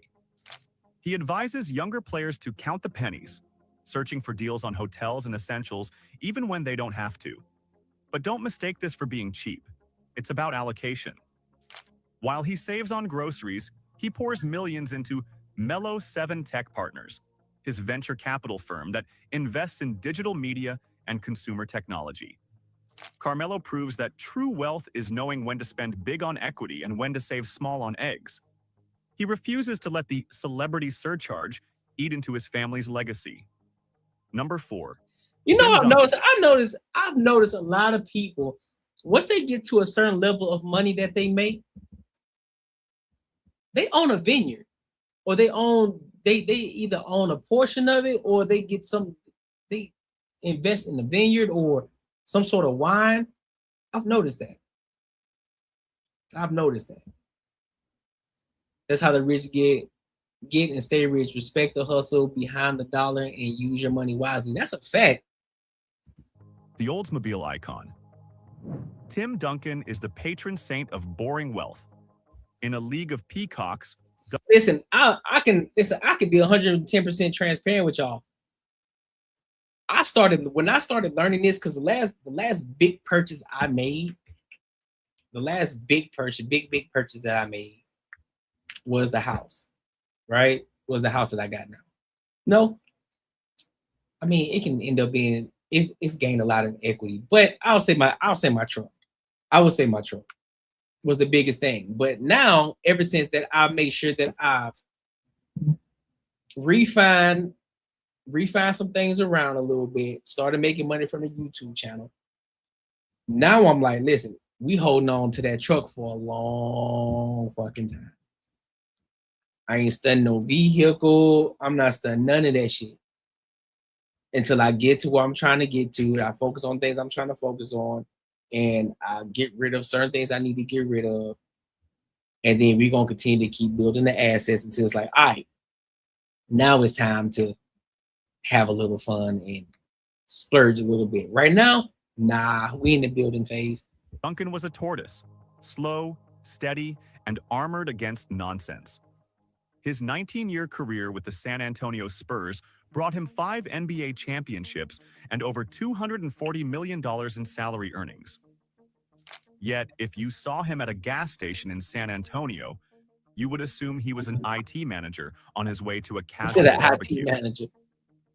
Duncan famously rejected the fashion runway culture of the NBA. He wore oversized flannel shirts and baggy jeans that looked like they were purchased from the clearance rack of a big box store. Yep. He didn't wear them to be ironic. He wore them because they were comfortable, and he saw no logic in replacing clothes that were still functional. His approach to cars was equally utilitarian but passionate. While his teammates were leasing the latest Bentleys and Rolls-Royces, Duncan was often seen driving a customized, but decidedly unflashy, Oldsmobile. Right. This wasn't because he hated cars. In fact, he loved them so much he opened his own auto shop, Blackjack Speed Shop. But he viewed cars as machines to be worked on, not status symbols to be displayed. His poverty lifestyle was actually a masterclass in indifference. He simply did not care about the opinions of others. He didn't need a stylist. He needed a rebound. Their hairstyle, He didn't crazy. need a VIP section. He needed a quiet dinner. This lack of ego in his spending protected him from the sharks that circle NBA stars. Tim Duncan didn't just save money. He saved energy. He retired as one of the wealthiest players in history, not because he made the most, but because he spent the least on things that didn't matter. Yeah. Number 3, Giannis Antetokounmpo, the scarcity survivor. For Giannis Antetokounmpo, living like he is poor isn't a financial strategy. It is a muscle memory. Yep. Growing up stateless and impoverished in Greece, he sold trinkets and DVDs on the streets of Athens just to help his family eat. That level of trauma wires the brain differently than any American superstar could understand. When he landed in the NBA, the sudden influx of millions didn't fix the trauma of poverty. It just amplified his fear of losing it all. The stories of his early frugality are legendary. In his rookie year, Giannis famously went to a Western Union to send all of his available cash back to his family in Greece. He sent so much that he didn't leave enough for a cab fare to the arena on game day. Realizing his mistake, he didn't call a limo service. He literally started running down the street toward the stadium until a couple of fans recognized him and gave him a ride. He didn't view his bank account as a bottomless pit. He viewed it as a miracle that could disappear if he blinked. Even after signing a Supermax contract extension in 2020 worth $228 million, Giannis maintained his cheap habits. He was famously caught on video celebrating a free smoothie, genuinely excited about saving a few dollars. He used to share basketball shoes with his brothers because he couldn't fathom owning multiple pairs. Giannis lives with a scarcity mindset in a world of infinite abundance. He constantly reminds himself that the luxury isn't guaranteed. He collects free water bottles from team facilities, not because he can't afford water, but because waste feels like a sin. He doesn't spend like a king. He spends like a survivor who remembers exactly what hunger feels like. Number 2, Kawhi Leonard, the gas guzzler. Yeah, gas guzzler. Kawhi Leonard is the ultimate glitch in the NBA matrix. He is a 2-time NBA champion, a 2-time finals MVP, and a man who has signed contracts totaling well over $250 million. By any metric, he is NBA royalty. And yet, long into his superstar career, he was still driving a rusted 1997 Chevy Tahoe. This wasn't a vintage car collection flex. This was his daily driver from his college days at San Diego State. He affectionately nicknamed it the Gas Guzzler. When asked by the media why a man earning over $20 million a year was driving a vehicle that belonged in a scrapyard, his answer was deadpan and perfect. It runs and it's paid off. Facts. That sentence sums up the entire philosophy of the richest frugal players. It works, so why change it? But the story gets even better. Kawhi Leonard, a man with a 9-figure net worth, once legitimately panicked because he lost his stash of coupons for Wingstop. Damn. He wasn't worried about the cost of the wings. He was stressed about losing the deal. He loves the mango habanero flavor, but he loves the value proposition even more. He like a wing. He approaches his finances with the same robotic, emotionless efficiency he uses to defend the best players in the world. No flash, no drama, no wasted motion. Kawhi Leonard lives in a tax bracket where he could buy a Wingstop franchise every week, but he prefers the satisfaction of getting a free meal because the coupon says he earned it. He proves that being rich doesn't mean you have to be wasteful. Number 1, Facts. LeBron James, the billionaire. LeBron James. And finally, we arrive at the king. LeBron James is not just a rich basketball player. He is the first active NBA player to be officially certified as a billionaire by Forbes. He owns the Spring Hill Company. How did this man is a billionaire, greatest player to ever play the game too? That's crazy. He has equity in Fenway Sports Group, Owners of the Boston Red Sox and Liverpool FC, he owns pizza franchises, and he has a lifetime deal with Nike. His empire is vast, his reach is global, and his wallet is practically bottomless. And yet, he is arguably the cheapest player in the history of the league when it comes to small expenses. Makes sense. This isn't a rumor. It is a locker room fact confirmed by his best friend, Dwyane Wade. LeBron James, the man who could buy a streaming service outright, refuses to pay $4.99 a month for ad-free Pandora. He listens to commercials. He sits in the gym, lifting weights, waiting for a 30-second ad to finish rather than spending $5. But it goes deeper. LeBron famously refuses to turn on data roaming on his phone when he travels internationally. If there is no Wi-Fi, the king goes dark. He will walk around a foreign city, hunting for a free signal like a backpacker on a budget. Gabrielle Union, Dwyane Wade's wife, has joked about LeBron's refusal to use data, noting that he waits until he hits a Wi-Fi zone to send texts. He has admitted to being cheap with his personal day-to-day spending, despite donating tens of millions to charity and building an entire school for at-risk kids in Akron. And that is the ultimate lesson. LeBron James. So basically, at the end of the day, if you want to become wealthy, stop spending your money on bullshit. Stop spending your money on shit that don't matter. You don't need to have the ads. I mean, of course, you know, some people say, listen, bro, it's just $4.99. But hey, you building the muscle memory. So you start to look at things differently. You start to say, you know what? I don't mind the 30-second ads, or I don't need that brand new car. I can see my car is good. My car's still running well right now. I don't need to buy a new car right now. I'm about to pay it off. Or I don't need to go on this trip right now. Fuck it. I can just stay at home instead of spending $10,000 or $5,000 or $2,000 to go on this trip. I can save that money. I can invest that money. That's why you should get the Earn While You Save ebook, so you can learn how to invest your money properly into your brokerage account, which I break it down to a second grader's perspective, right? Even a second grader can understand it. And so when you start looking at things from that perspective, it's like, listen, I don't need this. I don't need to have the flyest shit on. You can buy some shit from Shein that won't nobody even know. Real talk. You can buy some shit from Shein, or you can go to Ross and buy some shit off half the price of what it actually would cost, or shit 90% off of the price of what it would actually cost. Ain't nobody gonna know.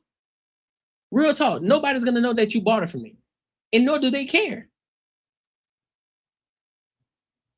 But a lot of us, we buy shit because we're trying to impress the Joneses. We're trying to be like and keep up with the Joneses at the same time. Fuck them. You're trying to build wealth. While they sitting over there buying the freshest shit, the flyest shit, guess what? You building your money, you stacking your bread up. And then when they get old and then they ain't got no money and they still got to work and they got to they got to stand in front of the Walmart greeters line just to have a job or just to work and make some money. You living your best life. You feel me? Like I've met many, that's what I'm saying. I've seen so many celebrities and I'm like, bro, I would not expect you over here. What the fuck you doing in Target?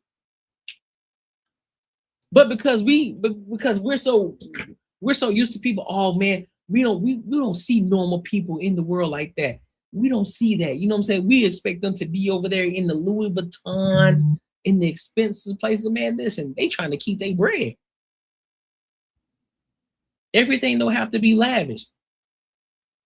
Everything don't have to be lavish. And this is just proof. And this is just proof in the pudding. Now, mind you, these cats make millions and millions and millions of dollars, so they'll get there a lot faster. But for the average everyday Joe, right? If you're making $50,000 a year, $60,000 a year, you don't got to try to keep up with the Joneses. You should be focused on stacking your bread right now. Especially if you're in between the ages of 20 and goddamn 30 and between the ages of 20 and 30, you should be stacking. You should be stacking. Getting your bread up. I'm a firm believer of it's not too late. Wherever you are right now, start right now.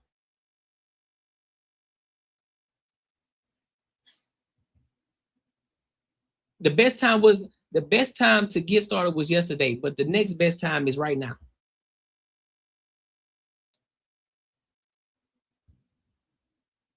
And why you sit up there worry about, oh man, I just want to have my fun right here on earth. Listen, man, you need to also understand too. You need to leave an inheritance for your children too, and your children's children. So this ain't just for you, this is for them too. That's how you stop the curse. That's how you stop the curse. That's how you stop it. Oh, we're cursed. Yeah, because you continue to keep doing the same exact thing that your forefathers done, that everybody was doing before you, that your parents were doing before you, that their parents were doing. You're following that same trend instead of you like, you know what? I grew up fucked up, but I want to improve. I want to improve. I don't want that. I don't want my kids to grow up like that. So that don't mean you have to go and give them everything. No, you teach them how to fish. You teach them how to fish. So therefore, in order to teach them how to fish, you got to start fishing. That means you got to start learning. You got to start learning. You got to start learning how to invest your money. You got to start learning and understanding that, listen, bro, a traditional bank account ain't going to get it. I got to learn how to invest my money the right way. I need my money working while I'm not working. I need my money working for me. Understanding what pay yourself actually fucking means. Because a lot of people don't tell you like, oh, well, shit, you pay yourself. Well, what the fuck does that mean? Does that mean I pay all my bill first and then I pay me? No. You take what you do, you set your accounts up, and when your money comes out, whenever your payday is, that money automatically goes into your brokerage account. You don't even see it. It automatically goes into there. And then if you really want to take it another step, when that money goes into your brokerage account, you already have it allocated to go into certain stocks or certain ETFs. So that way you don't even got to do it. You don't got to touch it. It's already working for you. Do I need to show y'all? Do I need to show y'all my brokerage account? Do I need to show y'all the brokerage account? I ain't gonna do it. I ain't gonna do it. All I'm gonna say is last time I think it was 2 weeks ago. 2 weeks ago I was at 12K. 2 weeks ago I was at 12K. And right now, shout out to Trump, in the economy. Shout out to Trump in the economy. Boom.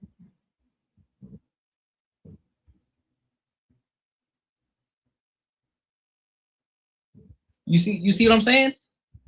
You see what I'm saying? So, and that's just one part. That's just one part of it. They ain't even everything. But we're making moves, we're growing, we're building. That's what we're focused on. We're focused on building, we're focused on growing. That's what we're focused on.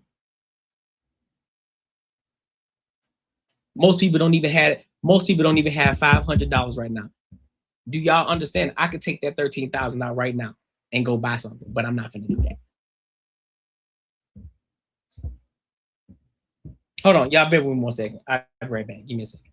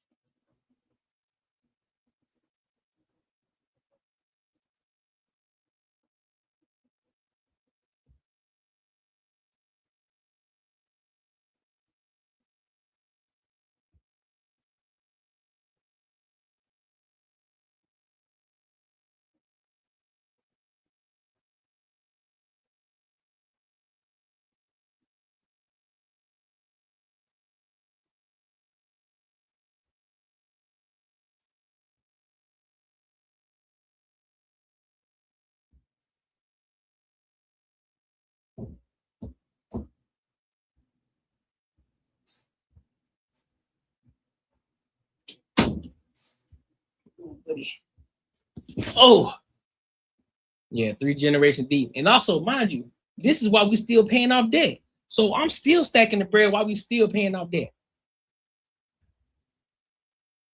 See what I'm saying?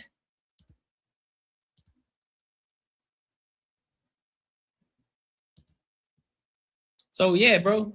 So we need to focus on. So that's one of the biggest things. We got to make sure that we're focusing on building our wealth up and understanding how to do that and how that works. Yeah, that don't mean you got to miss a cup of coffee every day. If you're a person that go and get your coffee for $4 every day or whatever the case, yeah, I understand that. But listen, you need to be making sure that you're focusing on make sure that you're making more money too. Find the ways to make more money instead of just focusing on, oh well, I gotta worry about my job. Well, listen, you can do both. You can work a job while starting your business or starting your YouTube channel or looking at purchasing the business. There's a lot of businesses out here that are wanting to sell, and guess what? You can use seller finance to buy these businesses. That's already cash flowing. That's already cash flowing, so you don't got to go in and have to worry about, oh well, shit, brother, we ain't making no money. There's a lot of boomers that have businesses like laundromats, car washes, other different businesses. They're looking to sell. They're waiting for you to go and buy it. Now investing in home espresso machine, I say 200 a week. That's what I'm saying. You can listen. You can do that. You can do that. You can say, listen, I'm gonna go ahead and purchase an espresso machine. I can make my shit for $200 and we good. You can do that. But what I'm saying is that because a lot of times, yeah, the $4.99 a month. You can always find other ways around it, right? Well, all right, cool. Well, if I'm paying $4.99 a month here, so therefore I need to make sure this thing over here that I'm paying, I ain't got to worry about that, so I can get rid of it.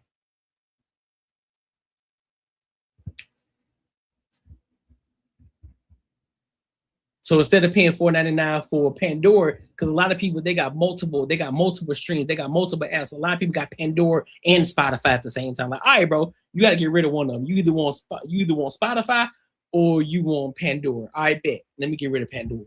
Just like a whole bunch of streaming services. A lot of people got Netflix, they got Prime, they got Peacock, they got Tubi, they got whatever else. Paramount, they got all of them. It's like, all right, well, which one do I normally watch? Which one do I watch the least? Okay, so I watch Tubi the least. Boom. Let me get rid of Tubi. What's the second best? I'll get rid of Peacock. Bet. So now I'm saving myself money every month. See, things like that. Just so I can buy my coffee every day. So that $4.99 gonna look different versus paying $40 a month, right? Now I'm actually only paying $5. But y'all get it though. But hey, make sure you like, comment, and subscribe for the algorithm, and make sure you hit the bell notification.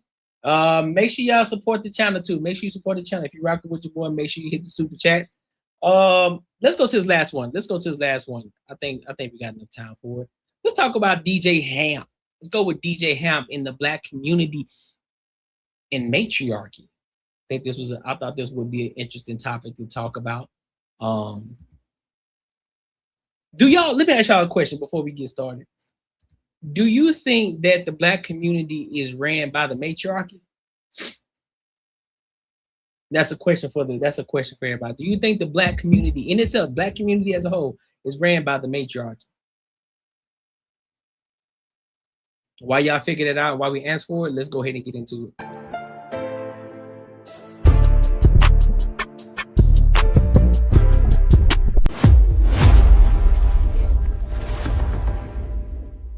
Just from a society view, men aren't considered lower than women, period.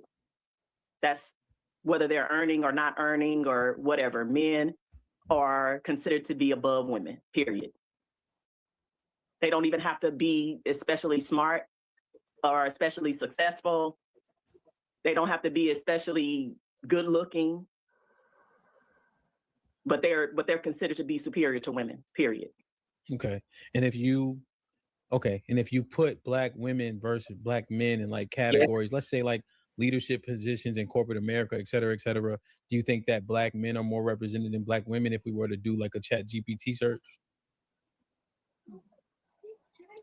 I think Black women might be more represented, but there are some catalysts as to why.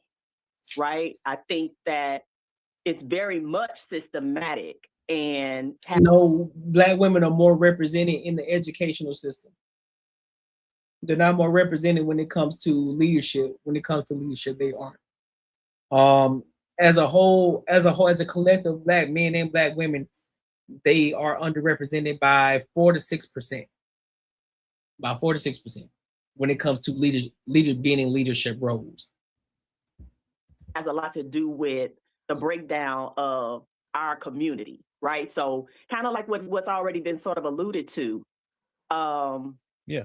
You elevate the woman above the man, how can the community survive? And that's a societal view, right? So that's why the women get the opportunities. But now that doesn't mean we're not working for them, because we are sitting through those classes. We are getting the credentials. You know what I mean? Mm-hmm. So you are agreeing then that based on the systematic thing that Shad eloquently laid out, Arnold opened up with, and we often say, and most of us generally agree, that we're in a matriarchy in our community. No, I don't believe that. Okay, sorry. So my statement was most of us generally agree that we're in a matriarchy. That perception wise, are the Black women put also over Black men systematically or no? A word? I guess perception wise, Hamp. I guess perception wise, but my thinking is that women are always seen to be beneath men for the reasons that I laid out. We don't even have to, the men don't even have to be especially talented or anything. And the women are seen as second. Black men? Right? It's always, yes, men, period. Yeah. So it's men, women, children in that order.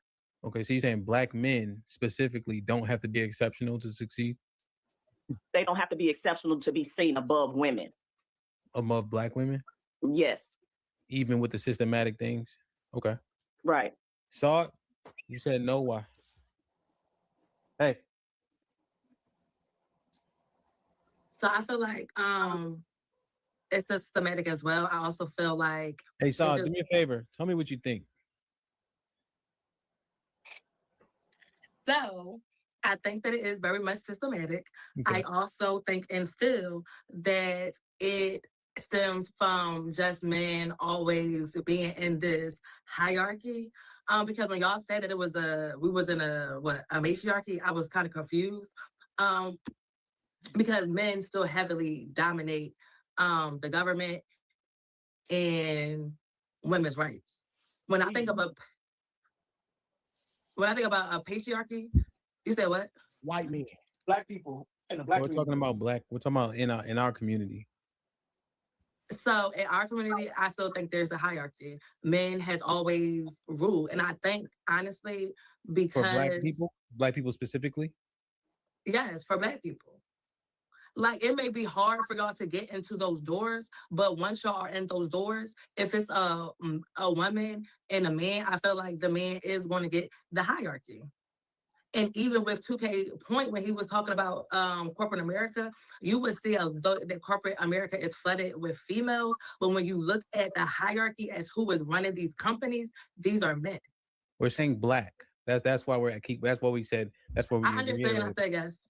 Okay, so but this real quick, the point you just made, right? You went back to white men. That's why 2K was doing this thing. But we're saying in terms of our community, when you look at Black men and Black women, who's touted, who's pushed. That's why Dr. G and I were conversing about who's more represented in like corporate entities and such.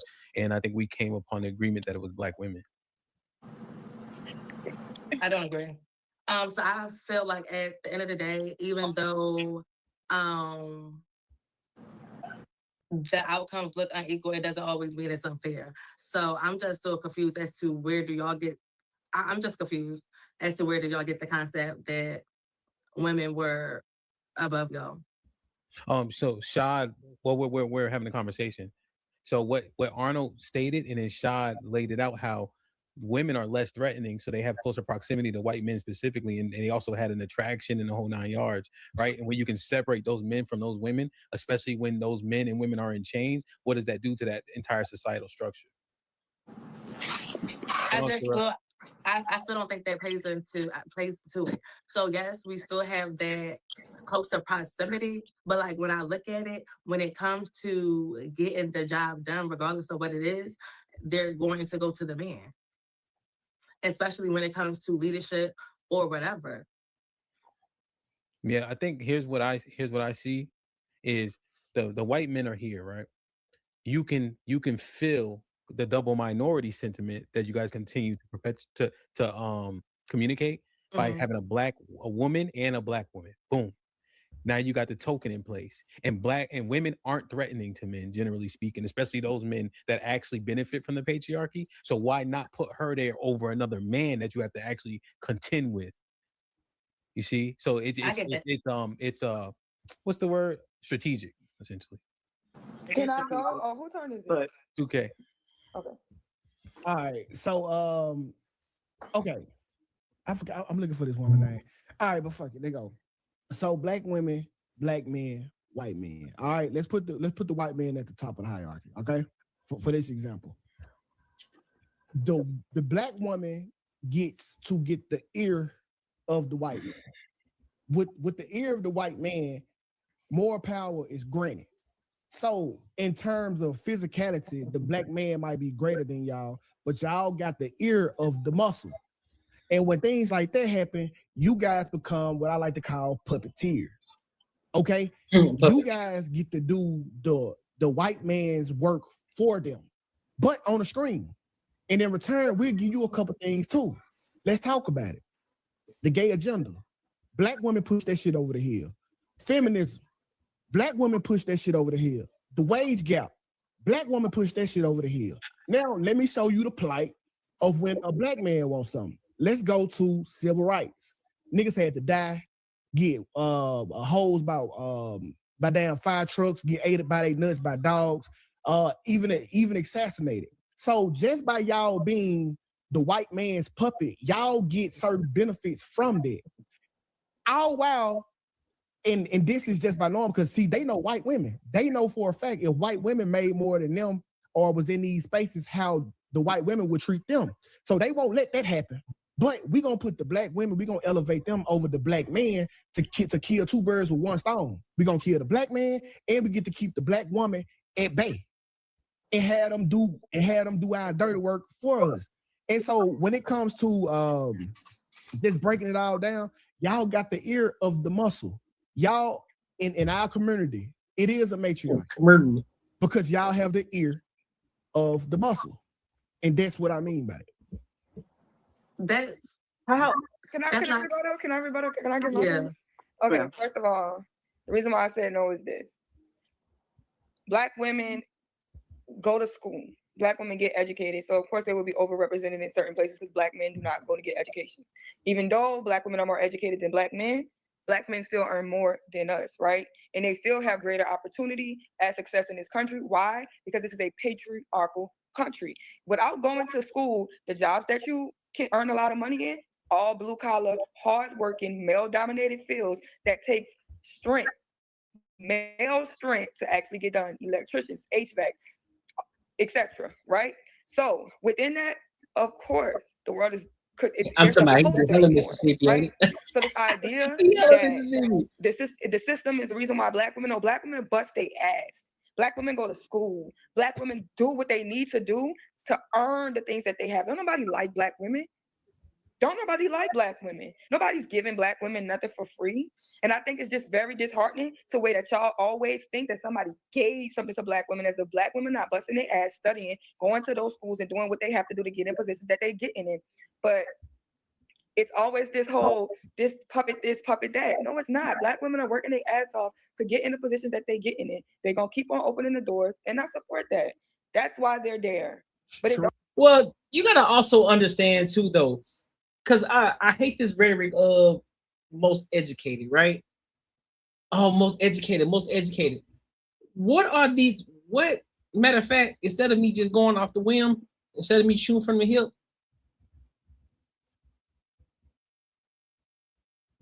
because we always talk about how a lot of these women are educated. What is the education that they're getting, right? What degrees are these women getting? So, out of these degrees, the majority of women, when we talk about education, right? 20 to 25% are in the health professional industry. That entails nursing, public health, healthcare administration, right? 20 to 25%. 15 to 20% is in business management, which entails management, marketing, HR, general business, right? Now, mind you, when you talk about business management or marketing, HR, these things can be learned outside of a 4-year industry or a 2-year industry. These things can be learned outside of this. YouTube University is a great place to learn how to market your business, or apps, or just starting your own business alone and learning how to operate a business. You can learn business management. You can learn that by starting your own business in itself, and you learn as you go. You build the plane as you go, as you're flying that bitch. So is it really necessary in learning general business, HR? These things you can learn this outside of that, right? What comes after that is what? Social science, and psychology. That makes up 10 to 15%. Now, mind you, everything that I've mentioned so far, the only thing that actually makes you actual money, that makes you a decent amount of money, is in the health profession. Nursing, public health, healthcare administration, RNs and shit. Even then, I don't even think they go to an actual university in order to become an RN now. And then what comes after psychology is education, like teaching and things like that, like being a teacher and shit like that, right? That makes up 10 to 15%. And then after that comes public administration and human services, which is 5 to 10%. Now, on the lower end, on the lower represented areas, very small percentage, we're talking like 2 to 3%, or 2 to 4, or 2 to 3% is engineering.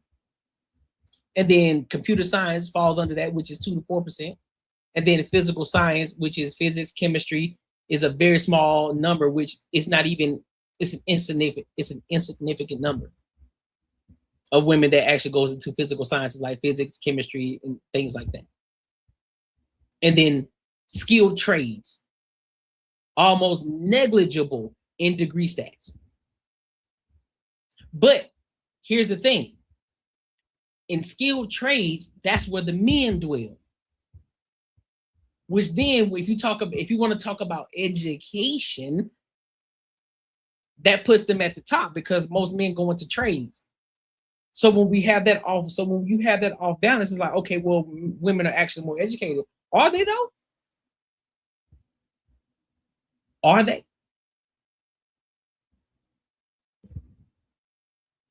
I mean, because trade is still a school. You still got to learn. You still got to educate, but it's on something specific though. It's specific to a job that they're trying to get. That's the only difference. It's only specific to a job that they're trying to get. So I don't. This is why I hate that education. Well, education. I hear you, but that doesn't translate to anything to me, because a lot of y'all are getting degrees in bullshit jobs anyway. Y'all getting bullshit degrees anyway, so it's not leading to anything. Unless you're in the healthcare industry.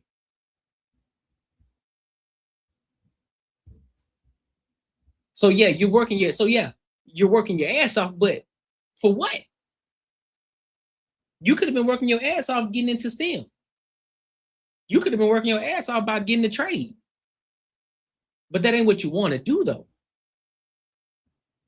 Cause you see your homegirls, you see all your thought pocket friends becoming RNs, being travel nurses and all this shit, sitting behind the desk becoming HR in the DEI department. Don't want to hear that. Don't want to hear it. So just because you got a degree, that don't make you necessarily educated. Just means you know how to retain information very well. It doesn't matter, because Black men are still men, but we are in a matriarch. But we're not in a matriarch. We're in a matriarch because Black women have been the backbone of their family. Anything that's taking the man out the home, or any time the man decided to leave, whatever it was, drugs, feminism, whatever, When the man is gone, the women has to stay and the woman has to do that. So most people have a big mama within that bloodline that holds that family together, that makes sure that family structure is strong. That's why we are matriarchy. So it's more matrilineal because we have a big mama. It's not that all women run it, but majority of it is ran by big mama.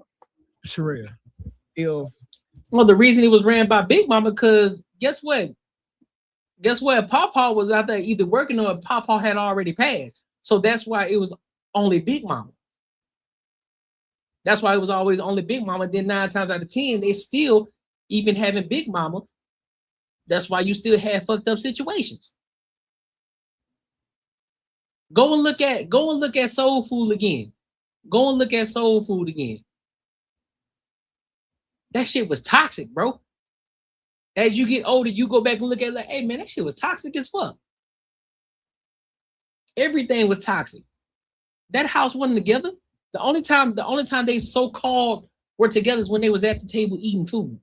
That's it. Everything else, they had shitty lives. You had ex-husbands, you had husbands fucking the cousins, you had women, you had a one getting married to a dude who was in jail, couldn't find a job, sister fighting the other sister, mama hiding money in tables and shit, ain't tell nobody where the money was. Man, listen, y'all go back and watch Soul Food again. That shit was toxic as hell.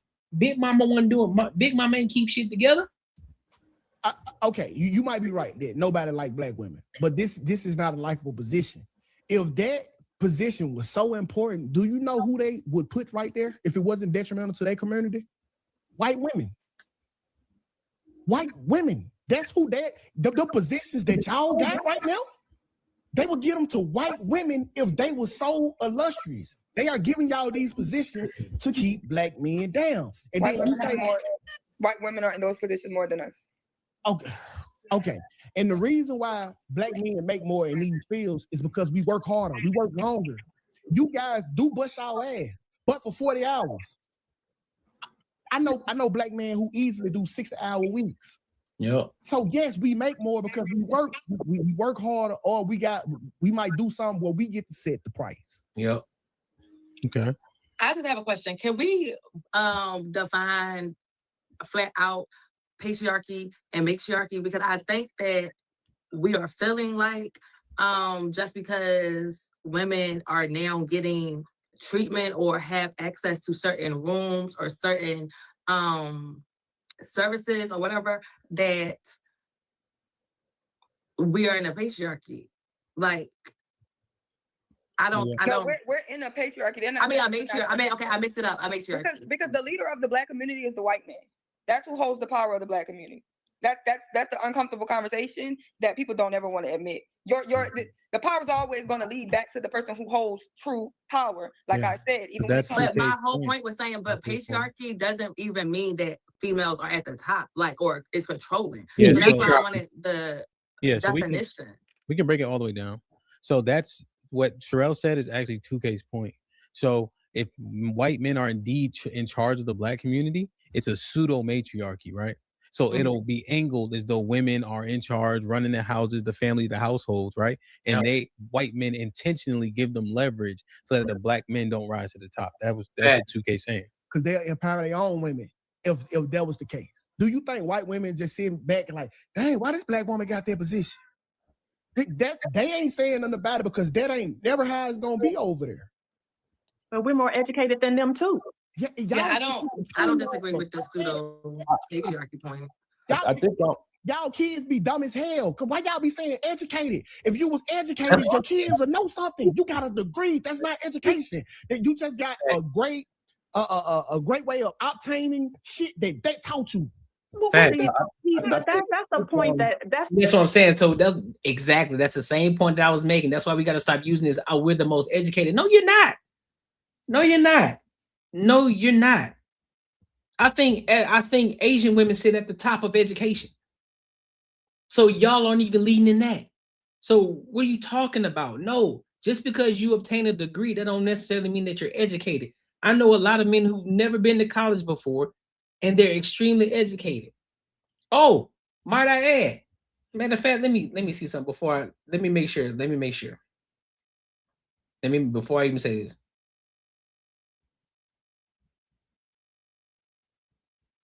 Let me see.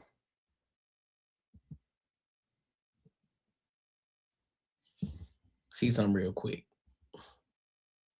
Want to make sure I get my facts 100%.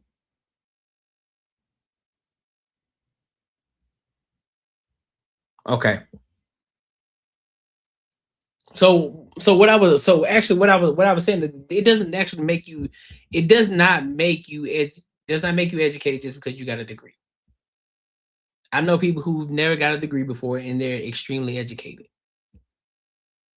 So just because you got a degree does not make you educated. The point that every person without a degree or without higher education makes, that it's just this or it's just that.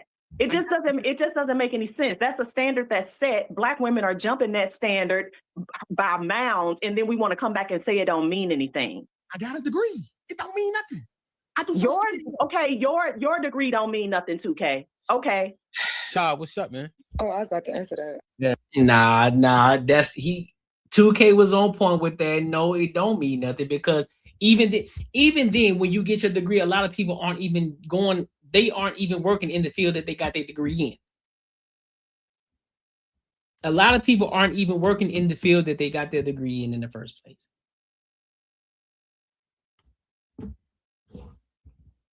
And I kind of a lot of the forced doctrine is important, and I'm saying it because particularly Black people now always make comments like we got to do our own, as if Black people never have. And the forced doctrine will help you understand why without an army, we'll always be vulnerable people within America's structure. Without an army willing to die and having the infrastructure and tools to get the job done, no matter how much we do and build on our own, and just society history will show you we've actually attempted to build on our own a couple of times, dozens of times, and it gets taken every time because we don't have an army. So their forced doctrine is real. 2K's point about like this idea of like leverage again, because if you really get in the weeds, you'll find out these positions you're talking about are support positions. It's still not leadership for the most part, right? There are women in leadership, but for the most part, it's support positions, particularly in what Arnold was talking about, like the corporate structure. So the idea that like they have the white man's ear, and somehow it's giving them leverage. I think what you're speaking to is like all of us falling for the trick bag, and how it's negatively influenced both men and women to inward fight versus saying more opportunity is a benefit for all of us. And it should be celebrated by all of us and shouldn't be used as leverage or something that separates us. But that's something on Black people in our psychology that we got to fix. Being in this capitalistic society, it does it to everyone.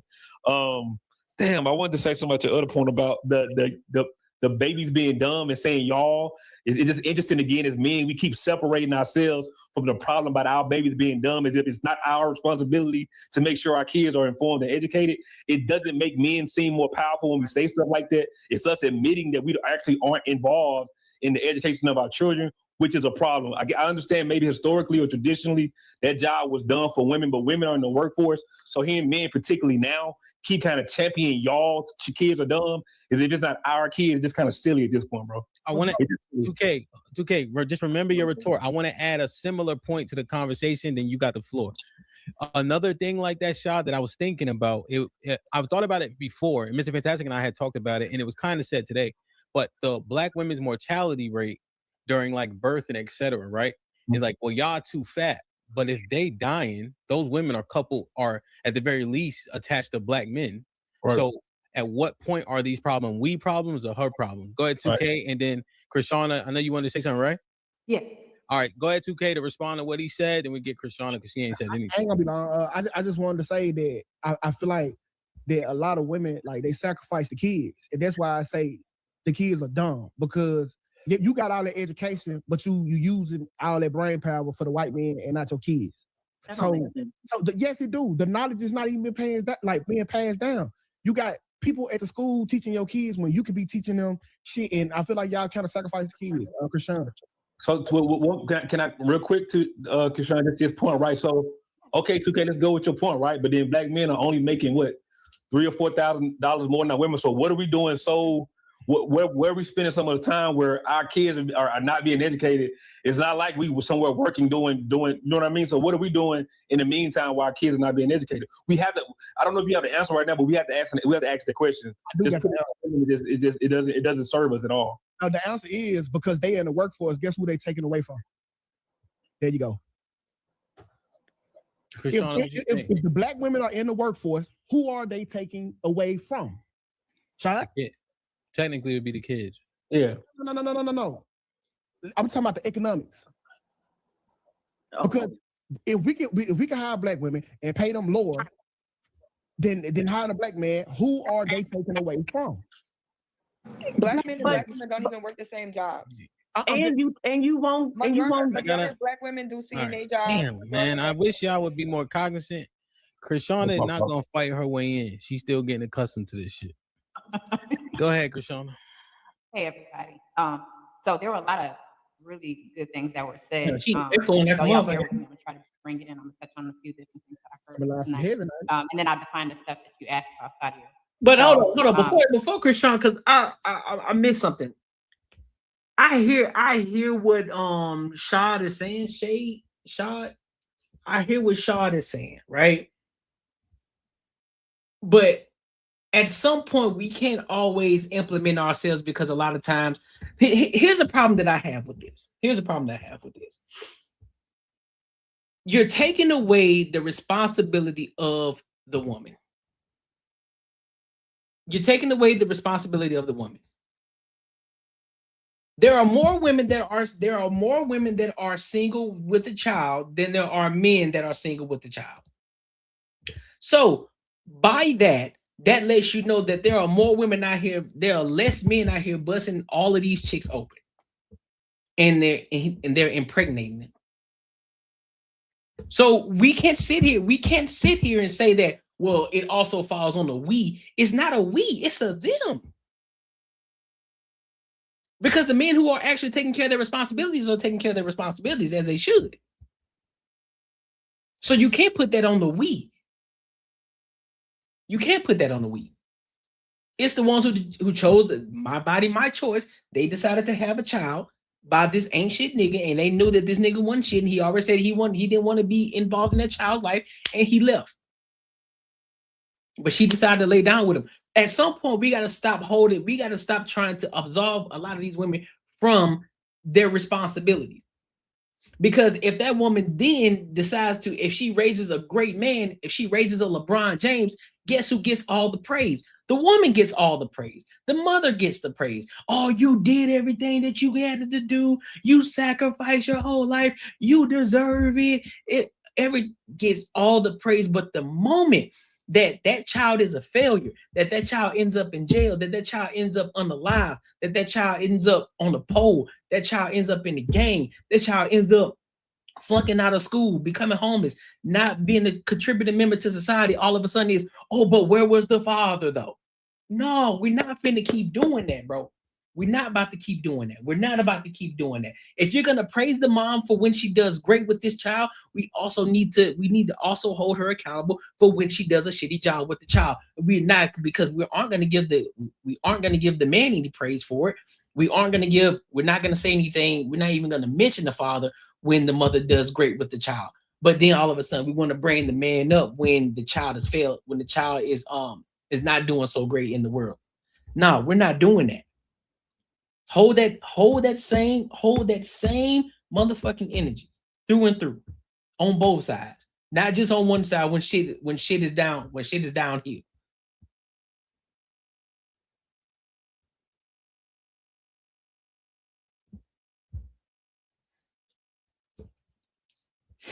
It's crazy.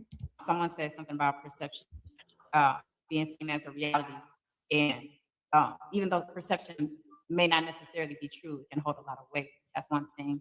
And then I do believe that two things can be true at the same time. In this case, since we're on a panel, there are multiple things that are true that have been said on this panel. Like, for instance, the way I look at things as far as considering someone better, I don't necessarily look at it from gender or ethnicity or nationality. I usually look at that as experience, skill level, or intelligence. who would be considered better. So that's my viewpoint on that. When it comes to in the workplace, with Black women or maybe Black men and white men in leadership, I do agree with some of the things that Shad and 2K were saying in regard to maybe a Black woman wouldn't be asking to be in a higher position over a Black man, but I also agree with something that Cheryl was saying too. There are a lot of Black women out there who are qualified for certain positions. They may not necessarily all the time get the benefit, but maybe in most cases they might, because as the perception being seen as a reality, even if it's not necessarily true, that might be the reason why it's seen that it's more of a matriarchal type of thing when it comes down to that. And then I want to define It's basically crazy. patriarchy, so that we all know what it means. So patriarchy, a system of society or government in which the father or eldest male is held of equal descent traced through the male line. And then the matriarchy is a system of society or government ruled by a woman or women. So hopefully that made sense what I said, because I spoke to a bunch of different things. I heard a lot of different things on the camera. That might. Yeah, so you kind of just told us about what you liked. That's what I think. That's what I think. Yeah, but it was a lot of agreeing. So you just spoke on the stuff that you kind of like. Oh, that's a good point. Like what can we put in the conversation that might rub somebody the wrong way so we can get more understanding?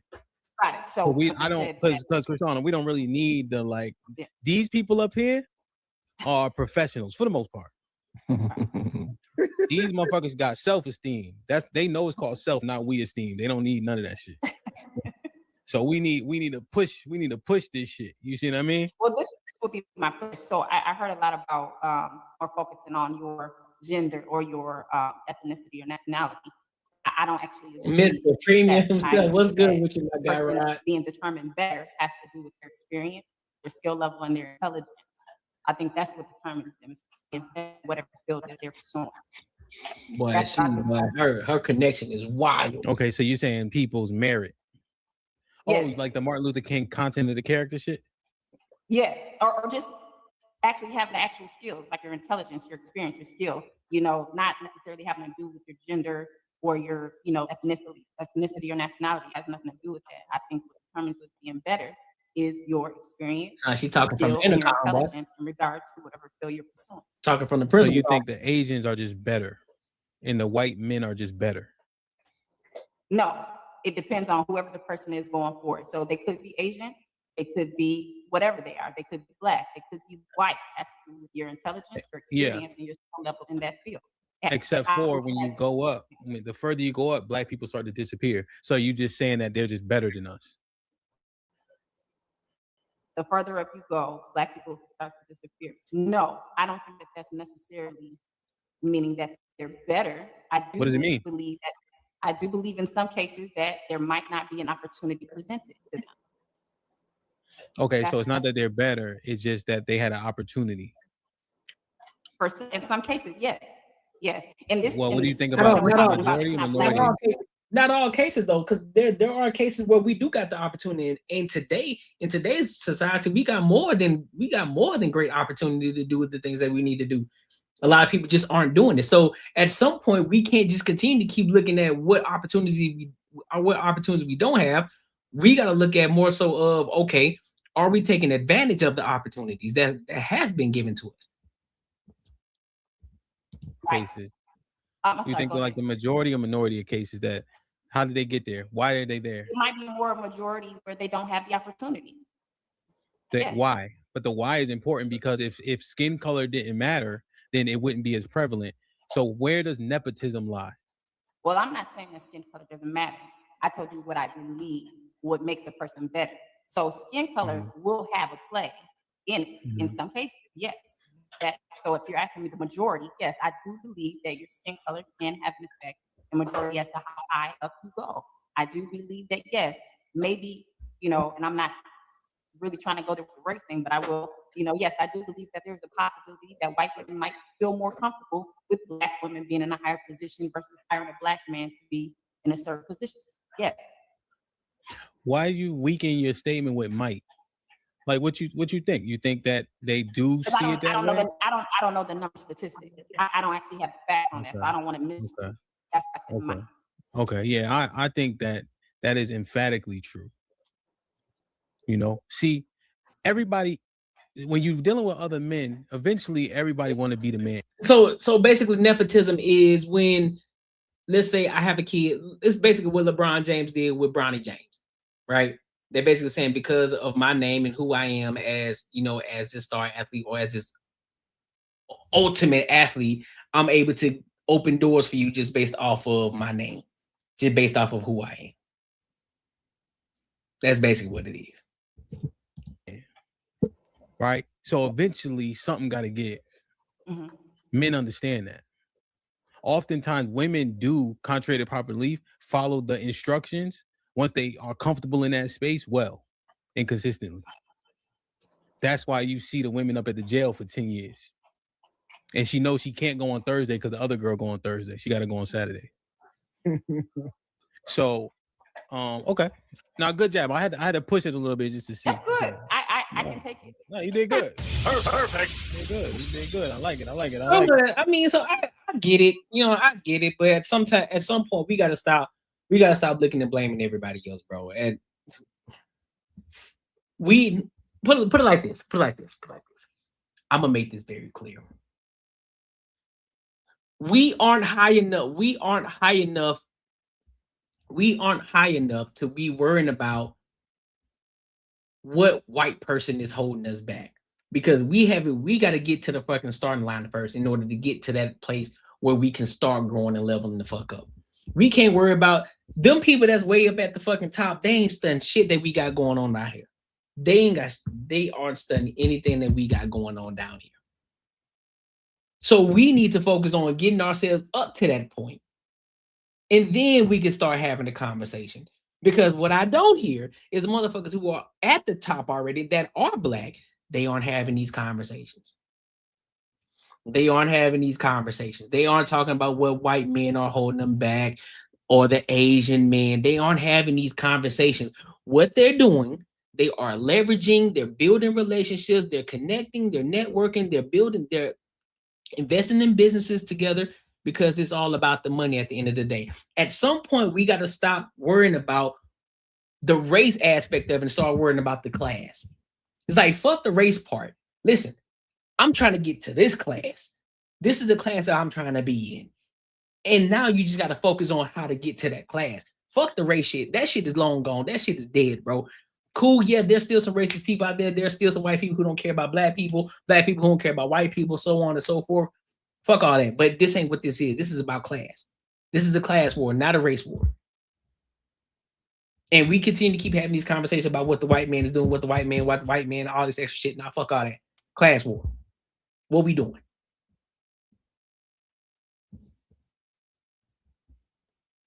We having too many conversations about race, dog. We having too many conversations about race. Fuck the race shit. That shit's long gone. That shit's old. That shit's over and done with. Call it a spade a spade.